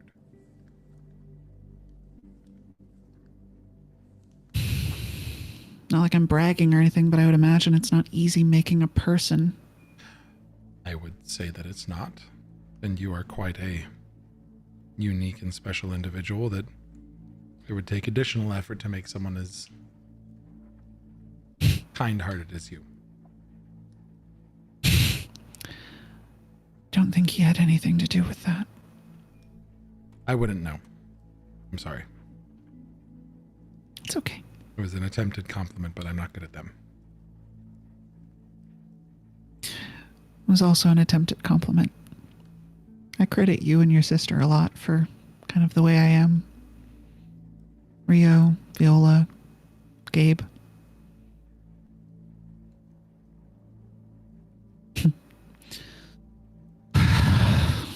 All right, there's got to be something more on him here. Is there a name on the page? There are no names.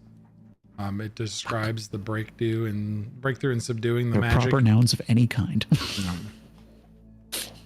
It just discusses the breakthrough of the subduing of the Blood Orc curse. This elite group of arcanists that gathered in Gwair, and a ritual was cast to cleanse Seorion of the Blood Orc's magic, and reports soon after that the red-hued skin of orcs fading to a reddish browns and greens reached Gwair, and then small nomadic bands traversed back to the arid expanse. And that was also the another later addendum to this page is someone writing in it. This is the event when, and this group of researchers began the work that would become phenomancy.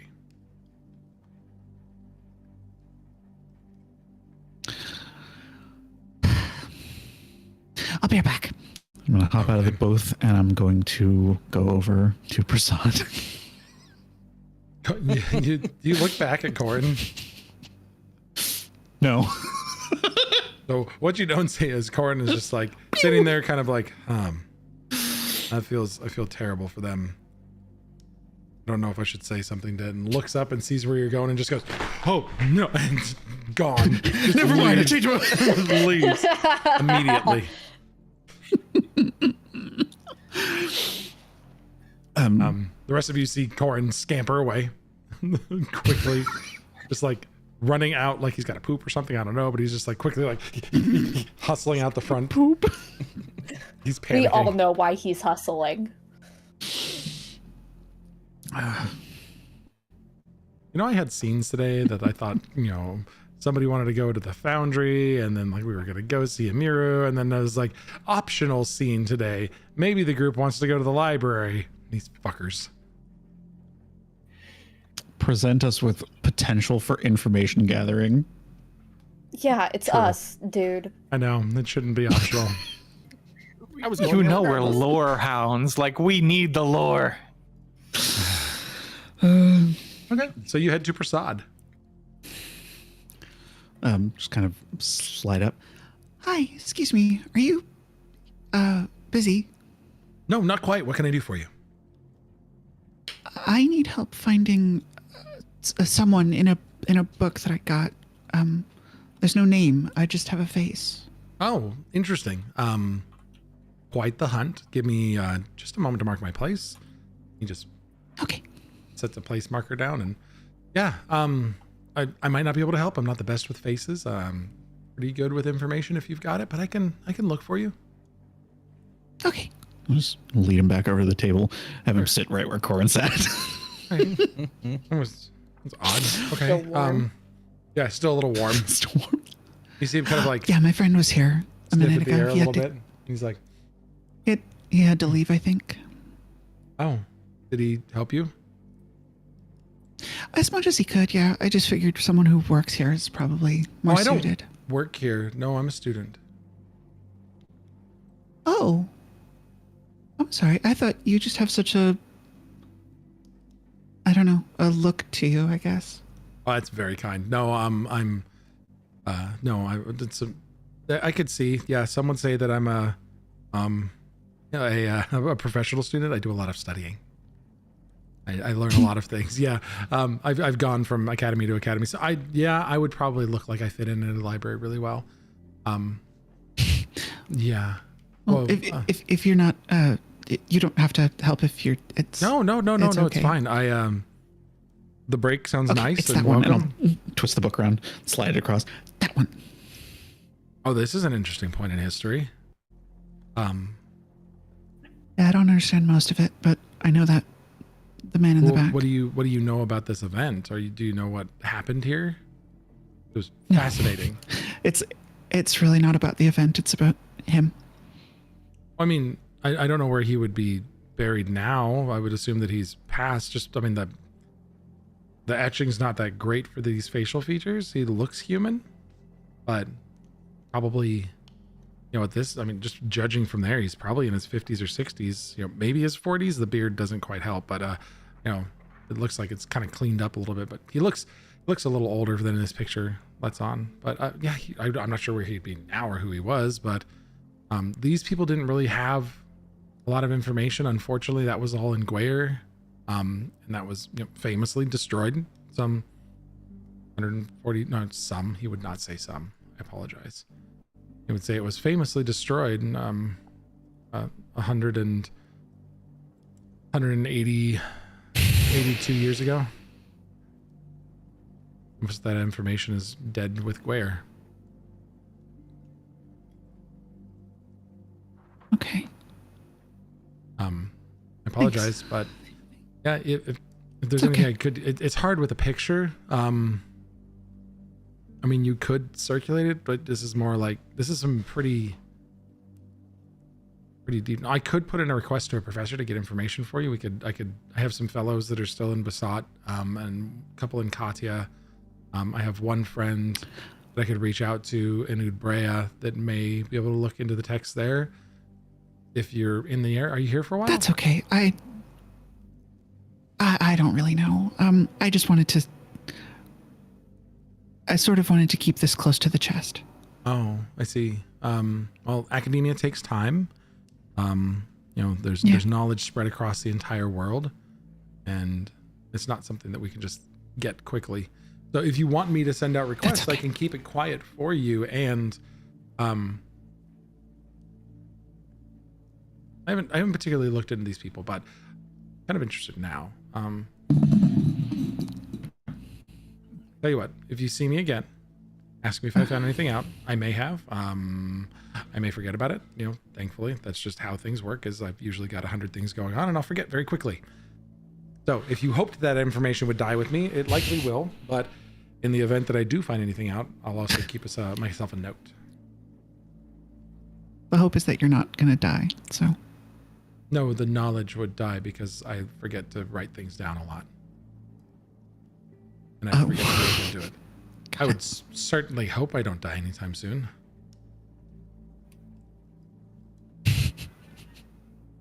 I got a lot of stuff to do. I'm sorry. No, I've got plenty of time left. Yeah. I hope. Now he's starting to get a little worried. I kind of want to go to the. There's like a brief kind of like masked tinge of like fear. Yeah, just a little bit. I'm gonna talk to somebody about this.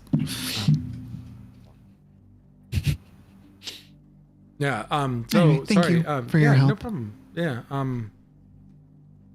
I can. Anything else I can help you with? Let me know. Otherwise, I've got plenty of reading that I need to get done. I'm studying some really. It's an unrelated stuff, but just sorry, I get distracted really easily. Apologize. That's okay. I have an unrelated question. Hmm? Are you lonely No. in general? I mean, I have friends. I'm happy. I study a lot. There's a lot of work to be done, and I stay really busy. But I wouldn't classify myself as lonely.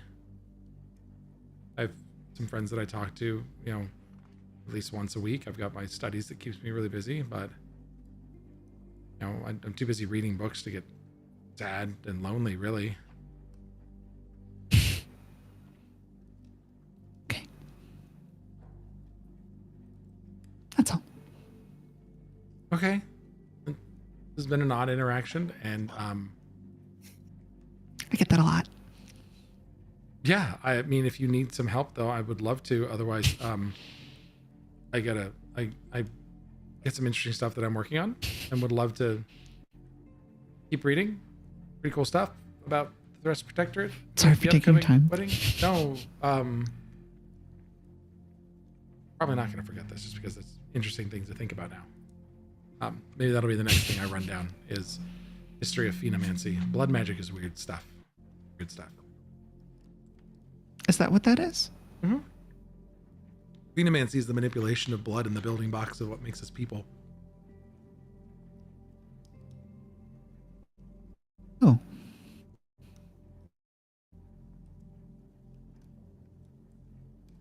Okay, that's weird.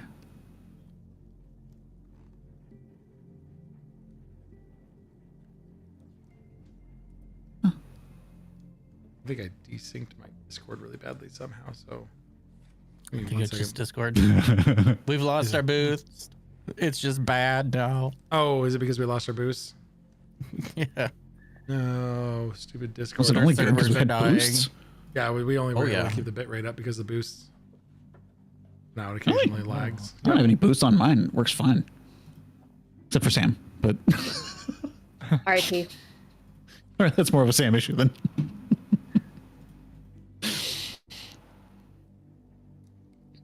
Well, yeah, pleasure. You know, anytime that you want to talk, I've got a near encyclopedic knowledge of a lot of things, and that, you know, I like being stumped, and that's a unique one. So, Phenomancy, I've done some reading on Phenomancy. There's not a ton of information on it. It's typically forbidden, but happy to. Last question, and then I'll let you get back to whatever you're doing. Theoretically, if someone were still practicing phenomancy, where would they do it? Or how? Or what would be things to look for? There was talk 20 years ago that they discovered some traces of phenomancy in Busat. There was also around the same time there was a lab, and then hold on, timelines get mixed up because they rewrote history, so that didn't happen. The lab still happened, but it was up on the islands. Yeah, there was a lab up in fucking damn you other party. Fuck with my timelines. Yeah, there's a laboratory up in Geet that had some stuff. There's an interesting, group of people called I think they go by the Tripkey now. There's a couple names to them, but some of the originals were born out of phenomancy, and they were up in the north, around Geet. It's fairly secluded. I think that in Udbrea they have very restrictive study of it, and then there's some that might be being practiced in Busat again, but it's not a sanctioned, like, you can't go take a class on it. It's pretty dark stuff. Like, it's not healthy, obviously. I mean, the worst potential cases, you could undo what makes a person have working bones and turn them into some sort of gelatinous sack of flesh that moves around and makes groaning, farting noises at you. It's just terrible, terrible stuff. So you could make a person theoretically. I mean, it's quite complex. From my very limited understanding of it, it's really, hundreds of thousands of variables that go into the physiological makeup of a person. And to magically alter So one you would piece get of it wrong a lot, wouldn't you? Yeah, catastrophically, quite frequently. Some of them would come out broken. I mean, it kind of goes as, Defective. oh no, I mean, it's like the do you know what the Yurig are? Have you studied them at all or seen them? Yeah. Like that one, it points over to someone he was sitting near. That's a Yurig, but and then 2 seats down to the left, you see that lady there with the blue lines on her face? She's a little bit different. Yeah. And you see, even though they look close to the same, the one with the blue lines on her face is more born of machine, with flesh and things grown over. Pretty. She's automaton. The one born of the Yurig that you see that looks more machine without the flesh, that still has for what we can tell, a soul inhabiting it. But they're 2 very different things, just very slight differences in what makes them what they are.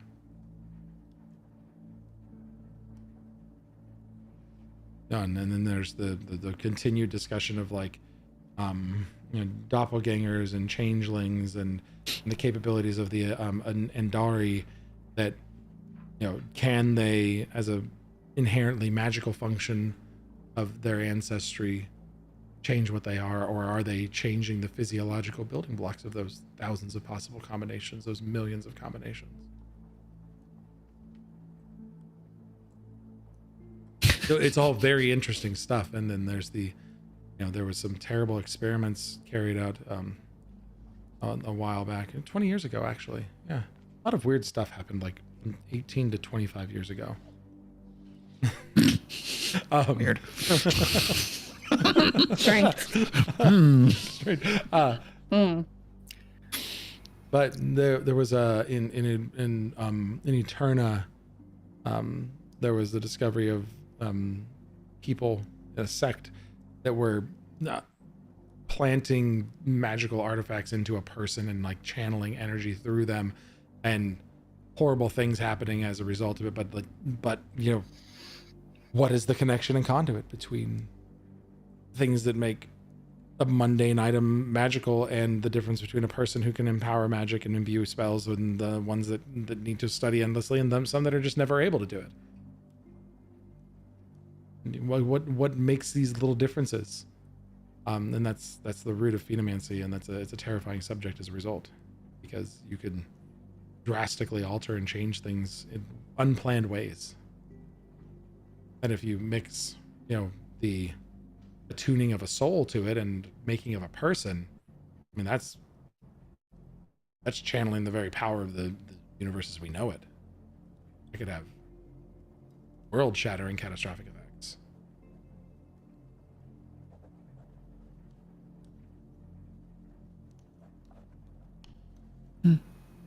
Sorry, Thank you for your time. Yeah, you said you were excusing me a while ago, but this is what happens. Please, if you don't want to know, don't engage me is the best way I always say. Otherwise I will talk your ears off. Literally. I apologize. That's okay. I appreciate it. Thank you. I have to go. I'll just take the book and just kind of like, I don't want to carry it, so just float it next to me. And I'm gonna go find Viola. Goodbye. And it's like, goodbye. As it hushes as you get away from him. He just kind of shrugs and like goes back to his desk and keeps working.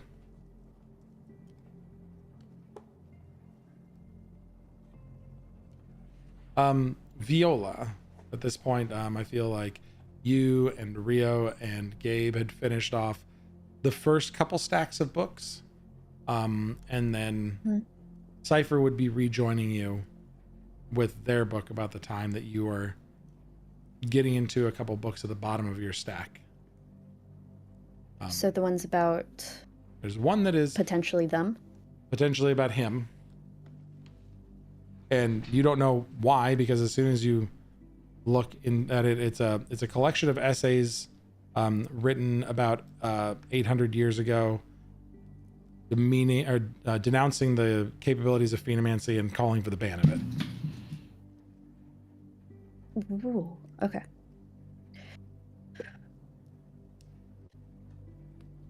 Which Just you're come back not over sure to the what that has table. to do with Gabe or what that has to do with Cypher. But it's just stuff about phenomancy. One of them. Where is Gabe for all this? I think he was Yeah, sitting been next with- sitting with them, right? Yeah. Okay. Yeah. Come back over and sit down. Just plop this massive book on the table. Just plop the head onto the shoulder. I learned things that I didn't want to know. And I didn't learn Oh. a lot of the things that I did want to know. What's wrong? What did we learn? I think something Viola evil closes the made book. me.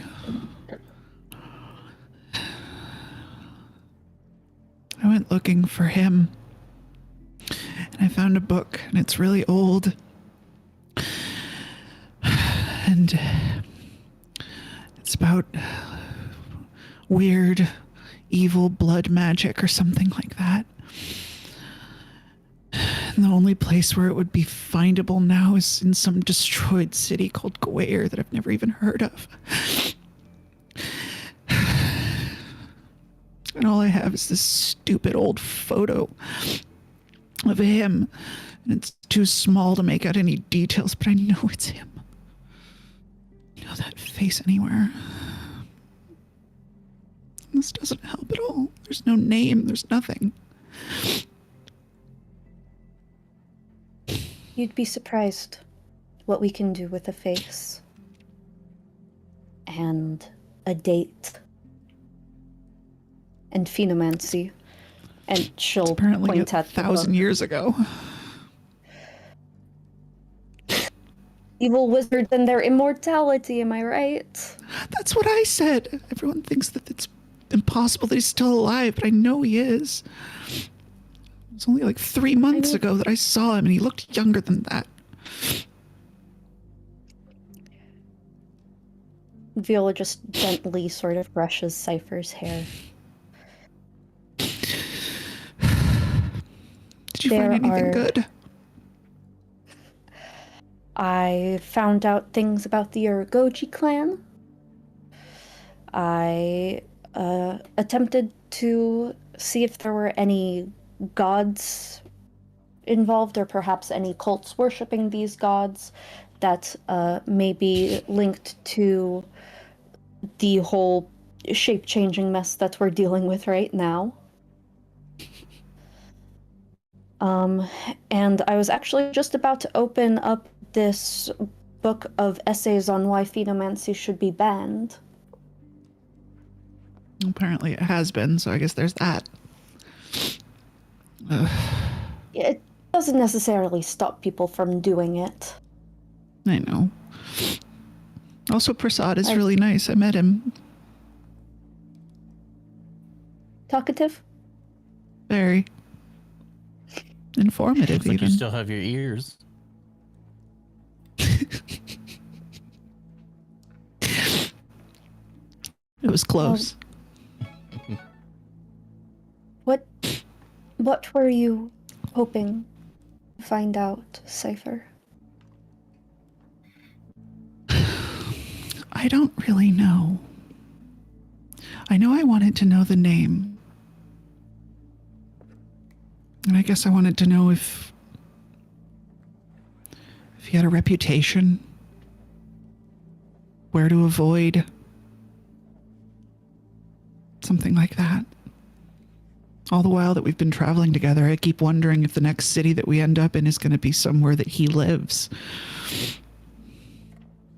We've been lucky so far.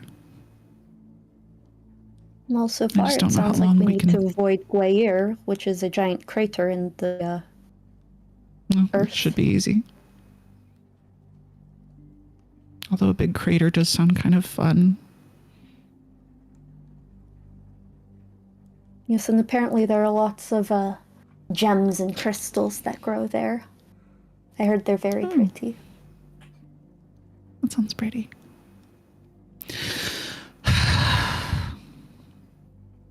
Well, it sounds like you're having a time. I think I was wrong. Libraries said that are they were- bad. they're putting out cookies at nightfall. That sounds nice. So, Is it fairly night already? soon, I What think. time is it? There's no windows in here. I think that's part of the point. Students don't like knowing how much time they've spent studying. Because it's always too long or too short. I've left libraries at ungodly hours. But that's reminiscing. Anything I'm gonna go look for cookies and Corin. Because he ran you off. do that. I don't know where. And Cypher, you may not feel it now. Any information is helpful, especially to me for helping you. Okay. So what you told me, I may be able to use that. And I believe if you. we ever see this guy, this hooligan, bloody, weird guy. Hooligan. Oh yeah.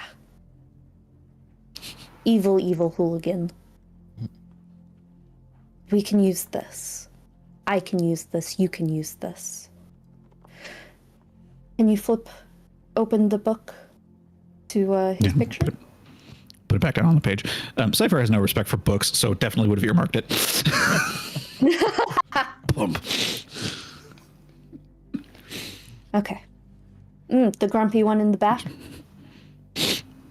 Yep, that's him. All right, I'll be back in a bit.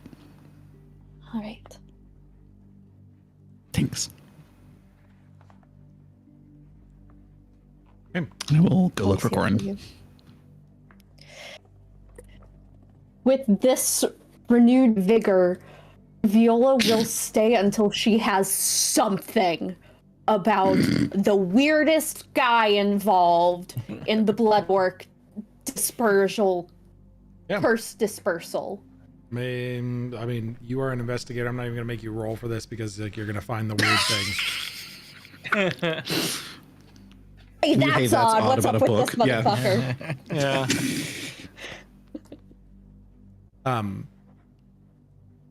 You find this is a collection of a series of debates and pieces of evidence collected over the course of like 5 or 6 years of people making cases for and against the exploration and use of phenomancy.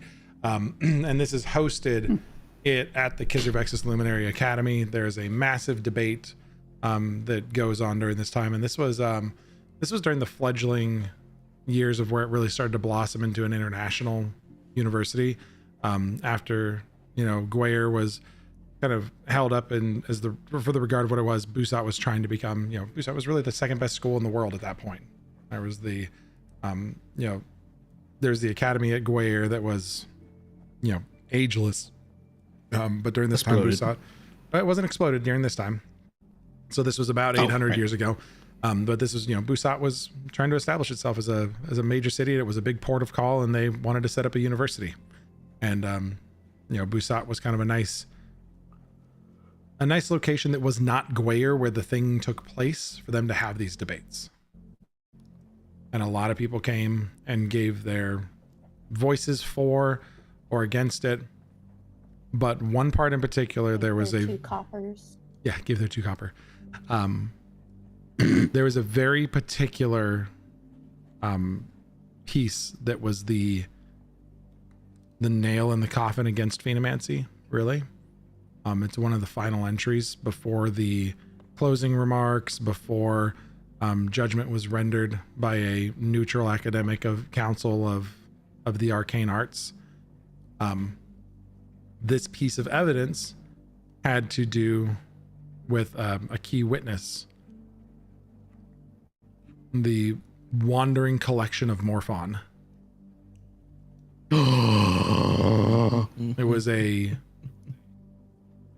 It was a mimic colony that had been captured and experimented upon heinously by an individual identified as Ulrich Feora Uldrishin. And I will put the name into chat for you. This individual captured this mimic colony that was a peaceful living mimic colony. Had discovered them in some unknown location. They did not disclose that, but Auric was considered near mad by Morphon, the collective, as they just kind of get referred to as in this document. The collective say that he was obsessed with living forever and creating copies of himself. The council was incredibly surprised at this because Auric fell off the face of the world after the end of this stuff with the Blood Orcs. Like, they thought Auric had died in obscurity somewhere in the world, and no one just knew where he was. And suddenly this person's bringing up Auric again. Auric had captured Morphon, the collective, and experimented on them, and was trying to figure out how to make a copy of himself, but as a result of phenomancy, managed to fuse a portion of what made the mimic a mimic into himself to at least make him immortal.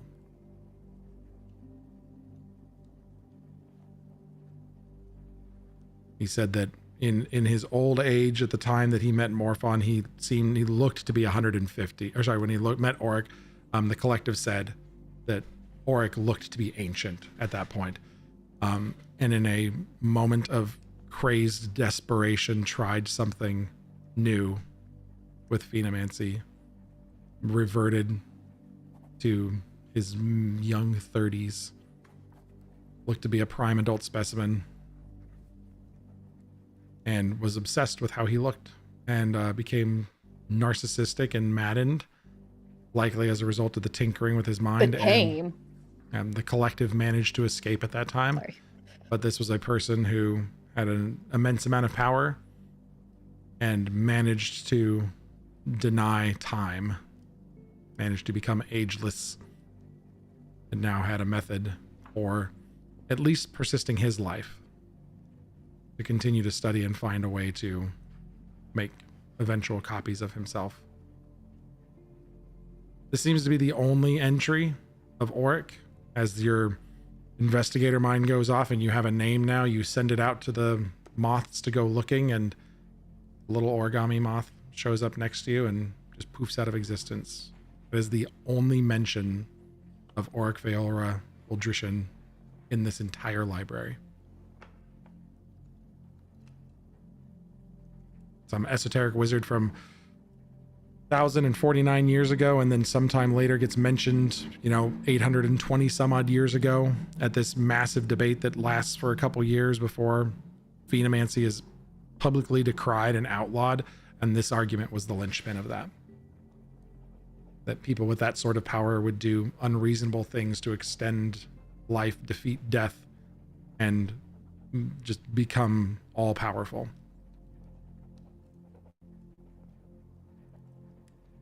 And he never appears again.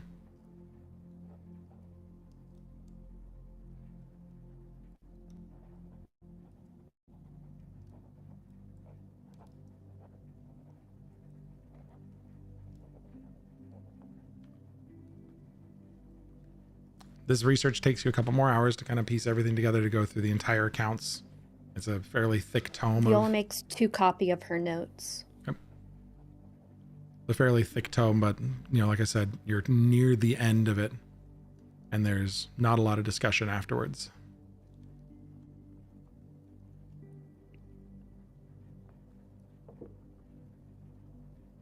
After those 2 hours, Viola goes and finds Cypher.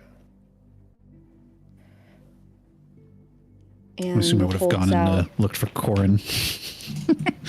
Wherever he is. 2 pages of notes.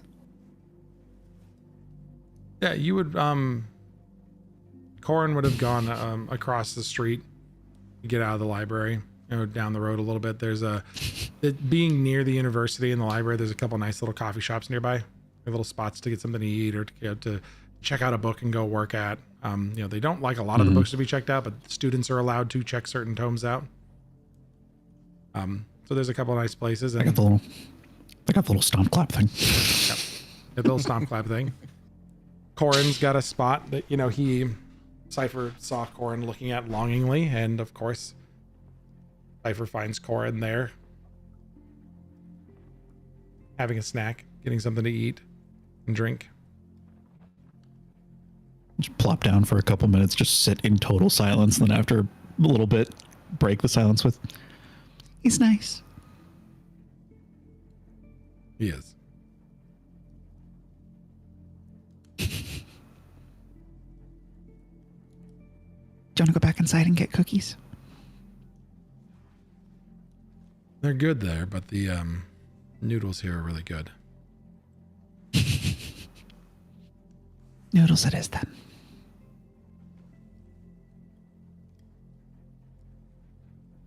So Viola, eventually. Viola, you spot them inside, enjoying noodles, in this neat little shop You come in, it seems like there's probably a room or two upstairs that they're definitely already booked, as there's people, milling about up there, coming up and down the stairs. Damn. It's a nice shop. There's there's like 3 or 4 people working back there. There's a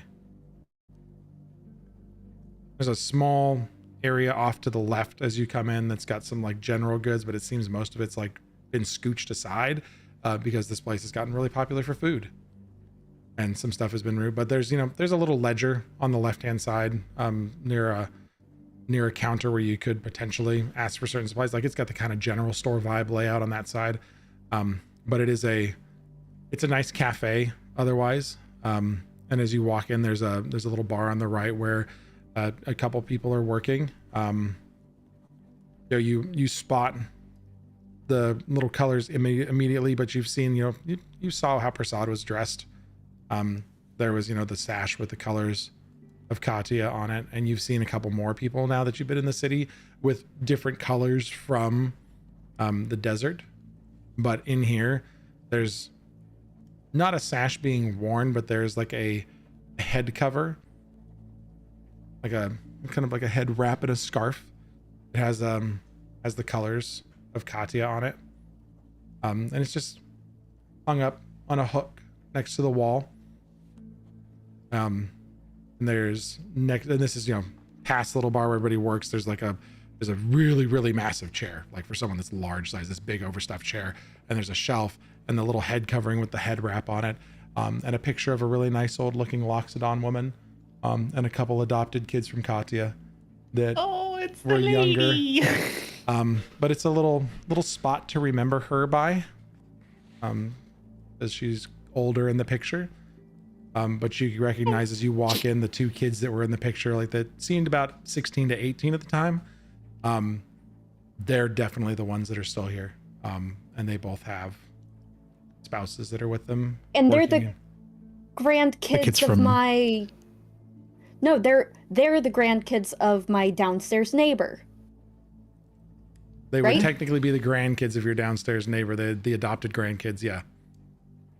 Oh, that's right. You had that whole thing with, yeah. Oh my God, I forgot about that. But your downstairs neighbor doesn't really know, apparently, that her daughter had passed away. Oh. But these 4 are in here working. And there's a gentleman that, just keeps seeming to pop up whenever you come in and ask you if you need anything. And there's a strange sound you swear you hear, but it kind of gets covered up by the slurping. He introduces himself as Morty and says if you need anything, you can ask him for help. And they are just slinging noodles. It's Morph.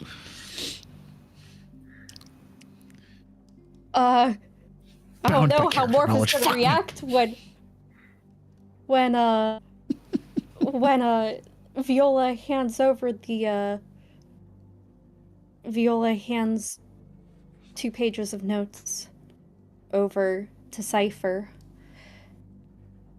This is everything I could find on him. Your creator. Oh.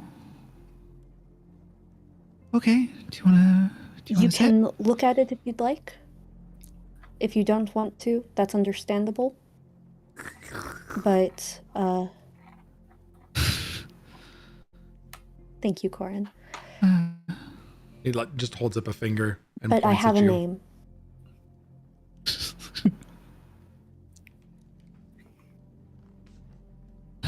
Yeah. That's what we're here for. That's what I'm here for.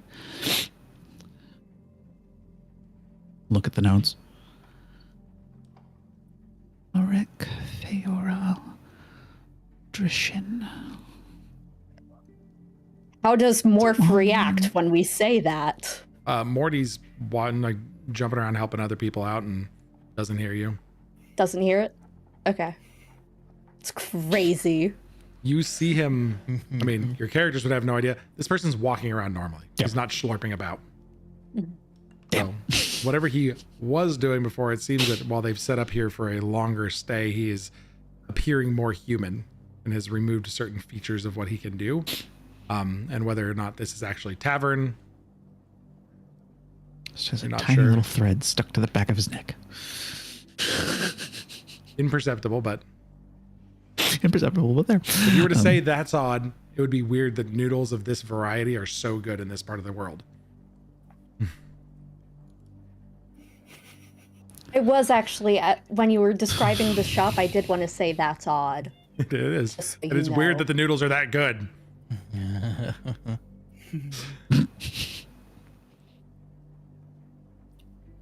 Why are the noodles this good? It's This odd. is You weird. don't because I like the thread of Morty being here with the kids making noodles, but not being a main character in this campaign. That's why it's weird. And he goes by Come on, Morty tavern now. round 2. Give us a place to stay. No, he goes by Morty now, and his tavern is busy right now. His tavern's full. Someone's got to keep the little kids upstairs Morph. quiet. So, why there's only one copy of Morty down here. Morph and the rest of Morphs are upstairs playing with the kids, teaching them. Morph 2, Morph 3, Morph 4. Apparently, he was obsessed with living forever and infused himself with a mimic. Ew. A bowl of hot noodles gets slid onto the table, and a pair of sticks and a big spoon Why for would- Viola. Why would you Thank want to you. infuse yourself with a mimic? Yeah, imagine that.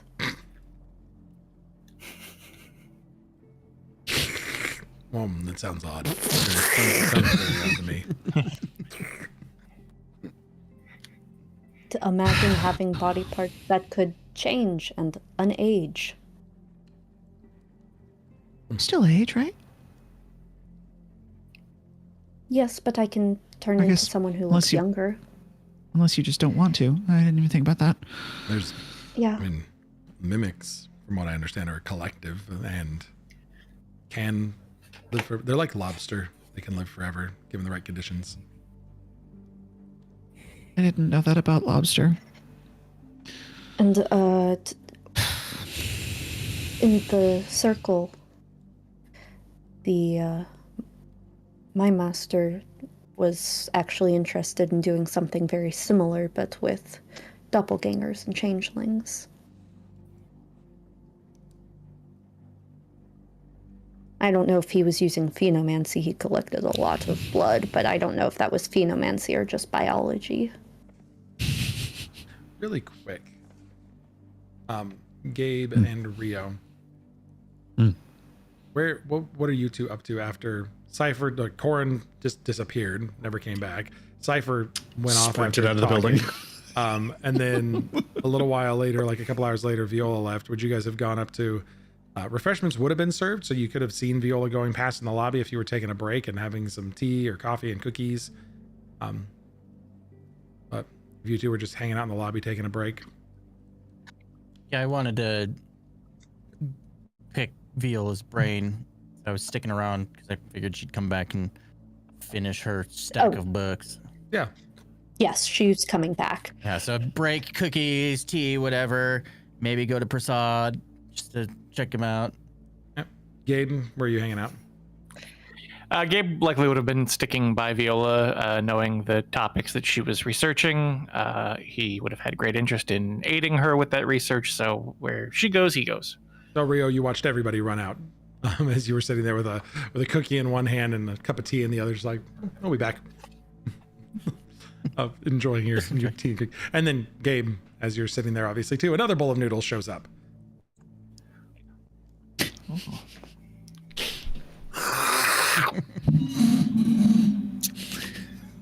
You guys are so good. He wanted to make copies of himself. You'll find that on the second page. He was very interested in making copies.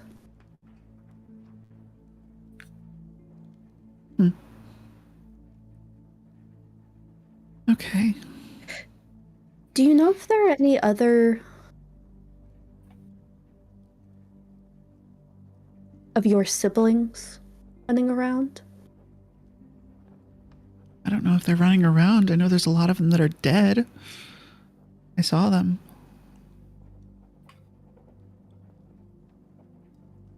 Remember when Cantifor did that whole weird thing where he like peeled back reality and showed us a bunch of impossible stuff all at once?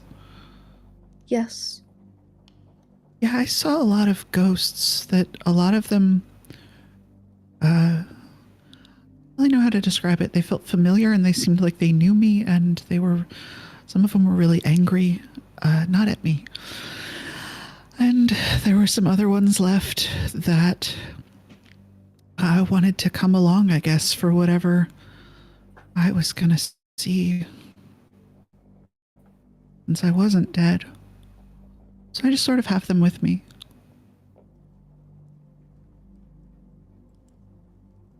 Oh. Did that Oh. did that not happen for you all? Not like the same thing, but like something weird like that? Not necessarily. I saw a Oh, impenetrable library whose walls I broke down, so I could access the knowledge within. Gabe, surely you had some sort of... Well, I mean, I didn't understand it at the no? time, but I saw myself as a gnome. Okay. So that's kind of weird too, if you don't know what's... I mean, it was definitely weird at the time because I didn't know about the whole, hey, guess Right. what? Your brain is brainwashed and you're not really what you think you are. That wasn't fun.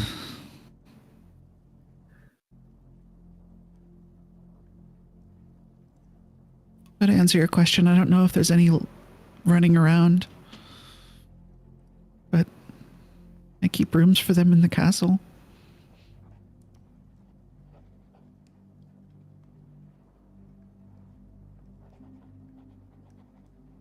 The one where you keep all of your paintings?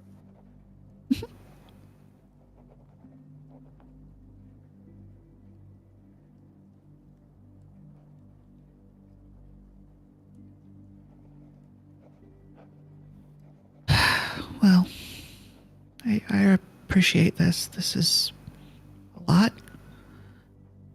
I still don't know what to do with I could it. have done it but without your help. I don't think that's entirely true.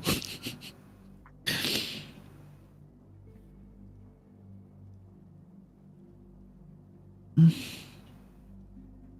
head hurts. I do. The noodles aren't helping.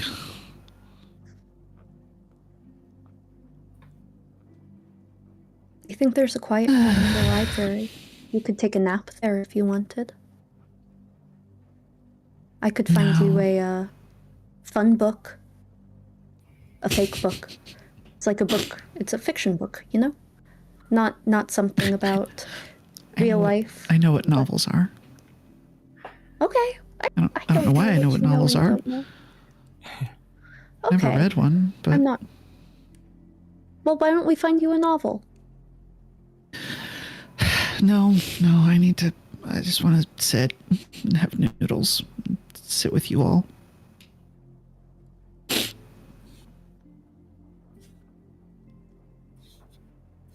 The noodles are really good here. They are way too good. It should not be as good here. I am very suspicious. Where did Rio go? Did he go to the blacksmithing? Oh, he's still in the library. Markets, or I plan on going back. There's more books to be read. I don't plan on returning to bed until quite late, to be frank. It's fair.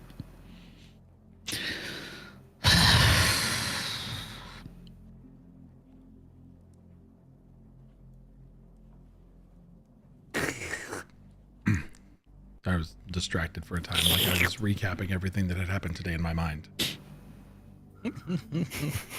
So,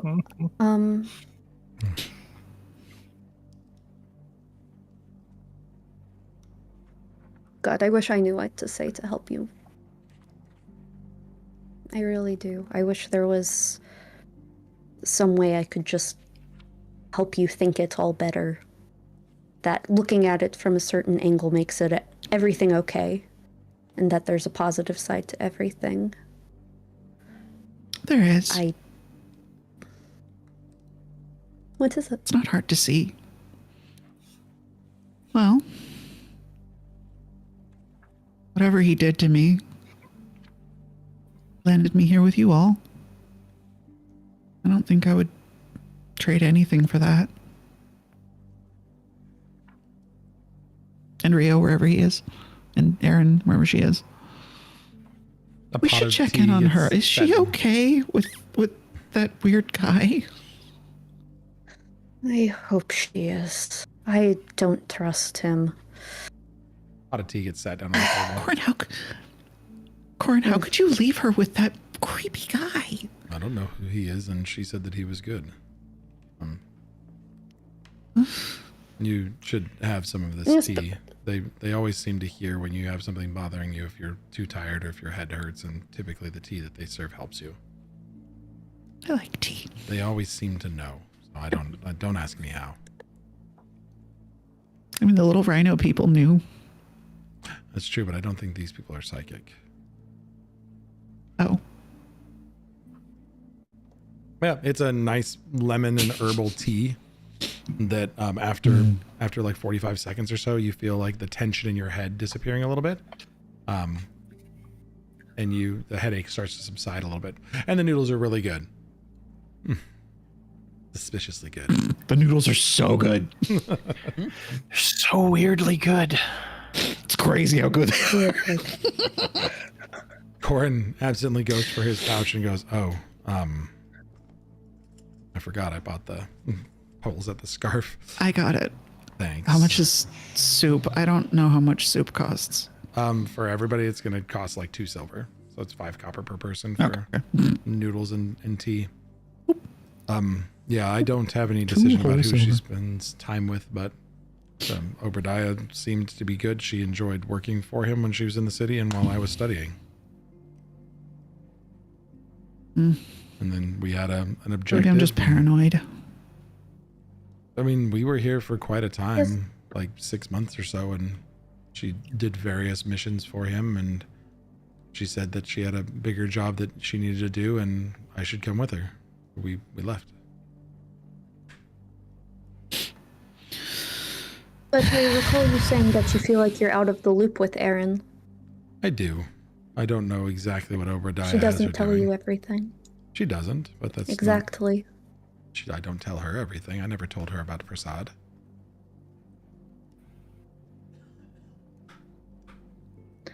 Yes, but I feel like there is a difference between not telling your sibling about a crush you have and then not telling your sibling that you're responsible with protecting about everything everything. She wasn't like protecting involved it. with that. She's kind of like a trial person. She uses the things and tries them out. No, protecting you. She's always not protecting them. She's always been protective of me. I think it's just she's trying to look out for me. Yes, and so that is why I'm surprised that she would not tell you more. But that's neither here nor there. Taking steps to do what she thinks is best for me and to take care of me and not let me get hurt.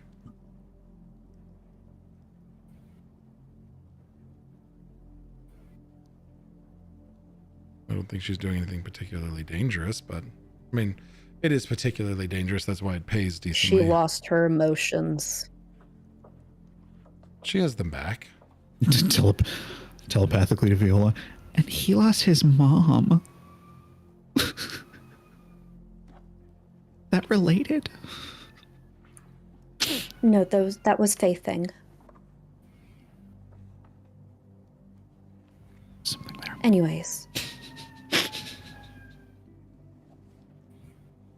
Well, do we have books to get back to? This is typically yes, fast food, and you can see that there's There's like most of the students, and when the cookies come out, they kind of get reminded that there's food that needs to go in their bodies, and you see there's a drove of them that have like made their way out of the library to hit these various fast eateries. And there's a few of them peeking outside, looking for open tables. They like to flip tables quickly in here to get lots of people served at this time. Why do they flip them? A colloquialism for serving one group of people and then another. Got it. Okay. We should leave. We've been here for like 2 hours. With the soup? We've been with the soup for like 20 minutes. Really? Yeah, it just feels that way because it's a nice place. It feels like home and comfort.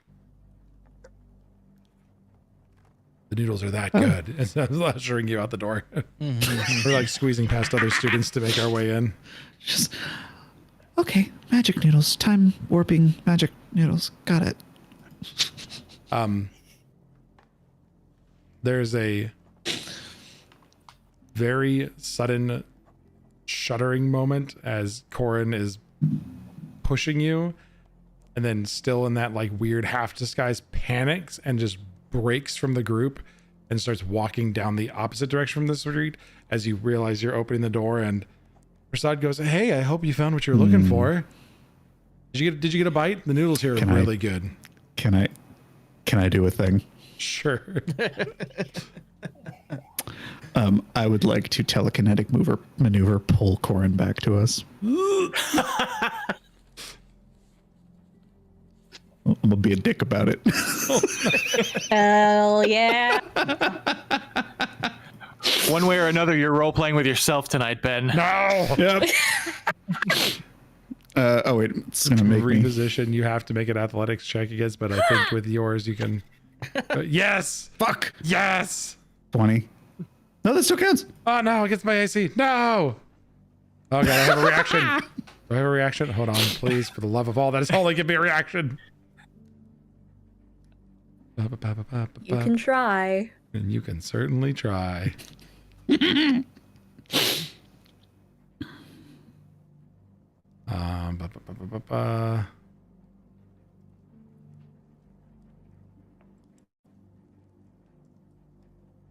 Poor Corin. I know, poor Corin. I don't want to roleplay with myself. Yeah, but I've got all this cool shit to help other people out and help other people out, but I don't really need to stop people from fucking with me. Oh no, it hits. Yeah, I lost that staff. Corin just gets yoinked back. Just lock arms with him. Yeah, we found some stuff. Yeah, that's good. All the people doing I'm just staring at Corin in this. Thank God he's got his disguise on stuff. I mean, yeah. I hope the Didn't noodles were we? good. And Corin is just like nods absently. You look really familiar. Can Me or him? Viola? Him. He reminds me of somebody. Why does that seem to be Can the Viola case? sleight of hand, like, the scarf? Oh my god, just like yank it off. Can you do that? Disarm Yeah. the scar. Yeah. I think that falls under Yes. thievery. I'm gonna say yeah. Yeah, Yeah, can that'll I be thievery check? It's a good thing I'm trained in thievery then. Yeah. What's a 29 give me, Benjamin? 29 gives you a very big success. Still just standing there, arms locked with him. The thing gets pulled, and Corin is full fluffy feathered out. And it's just freaking out. And Prasad immediately drops his facial expression. Just, oh. Oops, I tripped. I'm sorry. Corin Here you immediately go, casts sir, darkness and on walks himself. away. And Corin immediately casts darkness on himself. And that's where we're going to end today's session is Corin's like, fuck this, I'm out. In the dark. Oh! 20-foot Come burst of non-magical darkness. Oh, Non-magical. Yeah. The light does not enter or any non-magical light sources. Light does not enter and have So the the area and any Cypher's non eye just like lantern light does not emanate inside the area, even if their light radius would extend beyond darkness. Oh, I wish I had made that a signature spell because I could have amped it up to 4th at this point, which would have made dark vision make it so you can barely see through the darkness. I was gonna say I've got dark vision. I was gonna say, Corin just goes poof with the darkness. how does light work if I have light?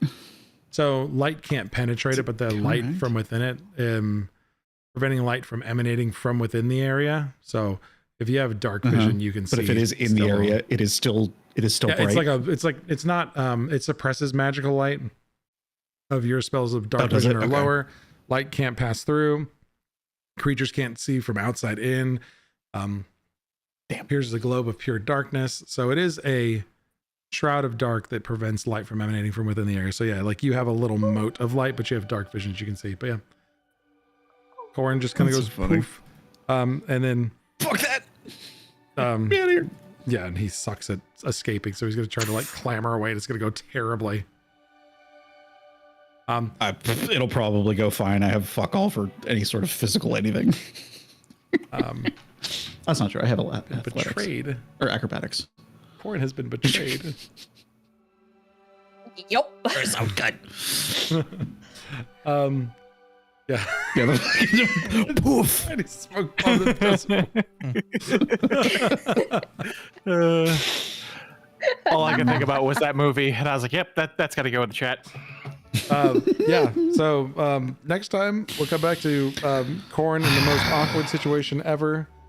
And the With- DM in the most awkward situation. Yeah. R.I.P. dude. Yeah. Prepare to talk to yourself. That's okay because Prasad's me with my ADHD and stupid limitless knowledge of shit. So I'm just going to talk to myself. And to make the polar opposite of slightly autistic asexual person. And I was like, well, that sounds like I'm the opposite of that. Someone who talks way too much and is very comfortable with their sexuality. That's so funny. Jay Ritchie's comment in chat fucking slays to me. play with Sometimes you have to play with yourself. Light I can't mean, roleplay with penetrate it. yourself. I mean, roleplay. Like, Oh god. Love it. It's good stuff. Well, yeah. So I think the fun part is it works out because I'm gonna darkness at this point. Since hopefully Maddie will be back next week, and Maddie can play Corin, and I'll play Prasad during this strange exchange. But that's all we've got, and my anxiety is peaked now because I managed to successfully avoid having them come together for so long, and then someone's like, "Fuck you, no," and says, shouldn't have put him in the same library. I didn't have a choice. I didn't think we'd be immediately hunting him down. Corin confided in you. Medigan, what? You gotta play Corin. It's your character. I'm just playing him, right? I'm just driving him. No, she can't say nope. It's fair. Do you really want to sit here and have me talk to myself? I mean, seriously.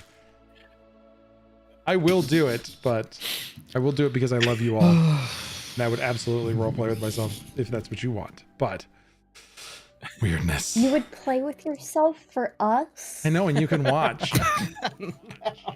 Yeah, on camera. On stream? Yeah. Oh god, dude, we're gonna get fucking we're gonna get struck. Yeah, I think Twitch has rules against playing with yourself on Yeah. stream. We gotta go over to Kick for that kind of thing. Well, not even kick. We're gonna have to move over to Fansly or something. Lord. Did you guys make your OnlyBens account? Subscribe to my Only Patreon. Good Lord. Oh no. Thanks, I hate it. Give the people what they want. They demand only bends. God. No. Horrible. All right. Well, thank you all. Double checking the calendar really fast because I don't think I've got anything going next week, but just always being sure. Yeah, it's trying to get out of it. There's something going on this week. Guys, maybe get together. Yeah, what about weird. next week? Like the next 3 weeks, I got some weird stuff coming up all of a sudden. Weird. Well, strange. I have to go to the Gopher convention. Ridiculous. I might have something in a couple weeks, honestly, but that's not going to save me from this weekend. It sounds like a great I've got a session. FabCon. FabCon. Ugh.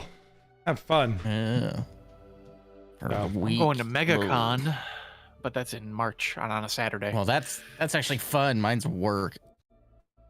Boo. I'm presenting Oh, at Josh, are you going next FabCon. week? Mine's fun because one of my Parenthood co-stars is going to be there. Yay. Fun. I might be going over to Vegas this year if I can get over to the Google CloudSet Con. Might go to that for a few days to have some fun over there. We'll see. No. Girlfriend in the chat now is going only Ben's. She's damning me.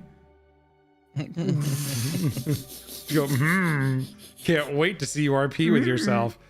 No. All right. Worth a rewatch. Yeah, there was a lot of lore drops in this session for real. Oh, all right. Yes, the notebooks. I saw the notes going furiously. But A long When one. we all stepped away for break and it was just Sarah sitting there, I could hear her writing I was as I was like getting up and going to the bathroom and getting my snack. God. Yeah. Oh, fuck. I forgot we had Confessional time. confessionals on there. When is the Only Ben's coming? The Only Ben's is not coming. It's for the confessional. Yeah, we had the. I forgot that was on here. We need to like redo that with people. Yeah. You are allowed to. So what do we have? We had a few things, right? We had confessional. What else? Confessional is our only like. That's right. It's, the other stuff is the I think it was usual. the- Highlight my message. That was the idea of like in that moment you can ask Yes. what the character is thinking. Typically, Yes. So I was mean, the that idea is- behind it. We got to reiterate that to people. Yeah, you can pay 1,000 channel So, points to like. DM. Well, I mean, that's what I'm thinking in that moment is the Only Bins is not coming. Okay, it's not. I will not sell my body on stream. Okay. I can do this 74 more times. Try me. The answer will still be We'll no, say 74 same. times. It'll be a different I was question. I'm sitting here on 75,000 points. I'm like, well, I could abuse Yeah, I mean, this. I've got 108,000. I mean, do it. Like the confessionals are. If you want to get an insight to the mind of the character, it's literally the character in a booth being able to talk to you about exactly what they're thinking. That's the whole point. And I could, That's fun. if I get it set up. Actually, I could do it where I've got the camera set up. We need a confession cam. Is how we had it. Like I saw another stream do it, to where it switches make over to switches over to that person's scene, and then they have this themselves on camera to do their confessional, and then it kicks back to the group. Sam, it's not interrupting. That is the whole point of it. Yeah, that's the whole point. Do it. Get confessionals. Do it. Do it. Do it now, Sam. The whole Pick point somebody. is to Pick somebody and make us ask do for it. a confessional from the session. Pick. Do it Yeah. now. Do it. Do it. Also 121. God, I thought I had a lot. Sam's that's ready. crazy. Sam's like, I got.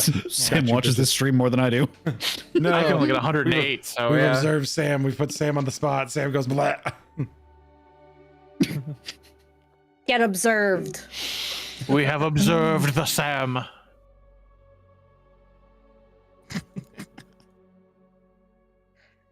And you have to do it in your character's voice. That's the whole point. Is because it's literally your character talking to a camera, Mhm. like the reality shows. Yeah, I was gonna say it's like our Big Brother Mhm. confessional cam. Yep. Being observed does equal Being blah. observed equals bleh. Fair. Yeah, I like. No. Because we do. Okay. Corin, okay, tell us okay. about your thoughts on your boyfriend and Cypher's betrayal. It's even set up in the premise of a reality TV show too. First of all, he's not my boyfriend. We're good friends. He's a good study partner, and I care about him a lot. I think it was rather rude that I was not ready to see him again because I'm a little bit concerned about how he would react, and Cypher just decided for me that I get to see him. and I don't think I was ready to have that conversation, but here we are. We'll have to face it because it's happening. There, confessional done. Yay! Yay.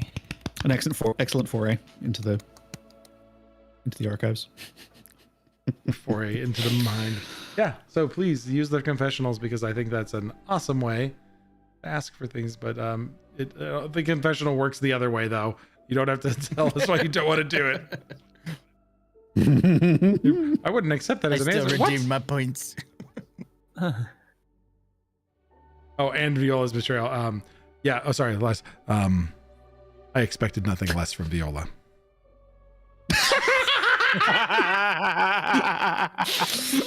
Oh, that almost hurts more. He just expects mischief and chaos. Oh, thanks for a wonderful session, everybody. And we'll catch you next time. Bye, folks. So much lore. We have more. That's just like a multi-lore session now. God, we have so much lore to go through. Does it put you guys near a library? That's what happens. You fool. Yes.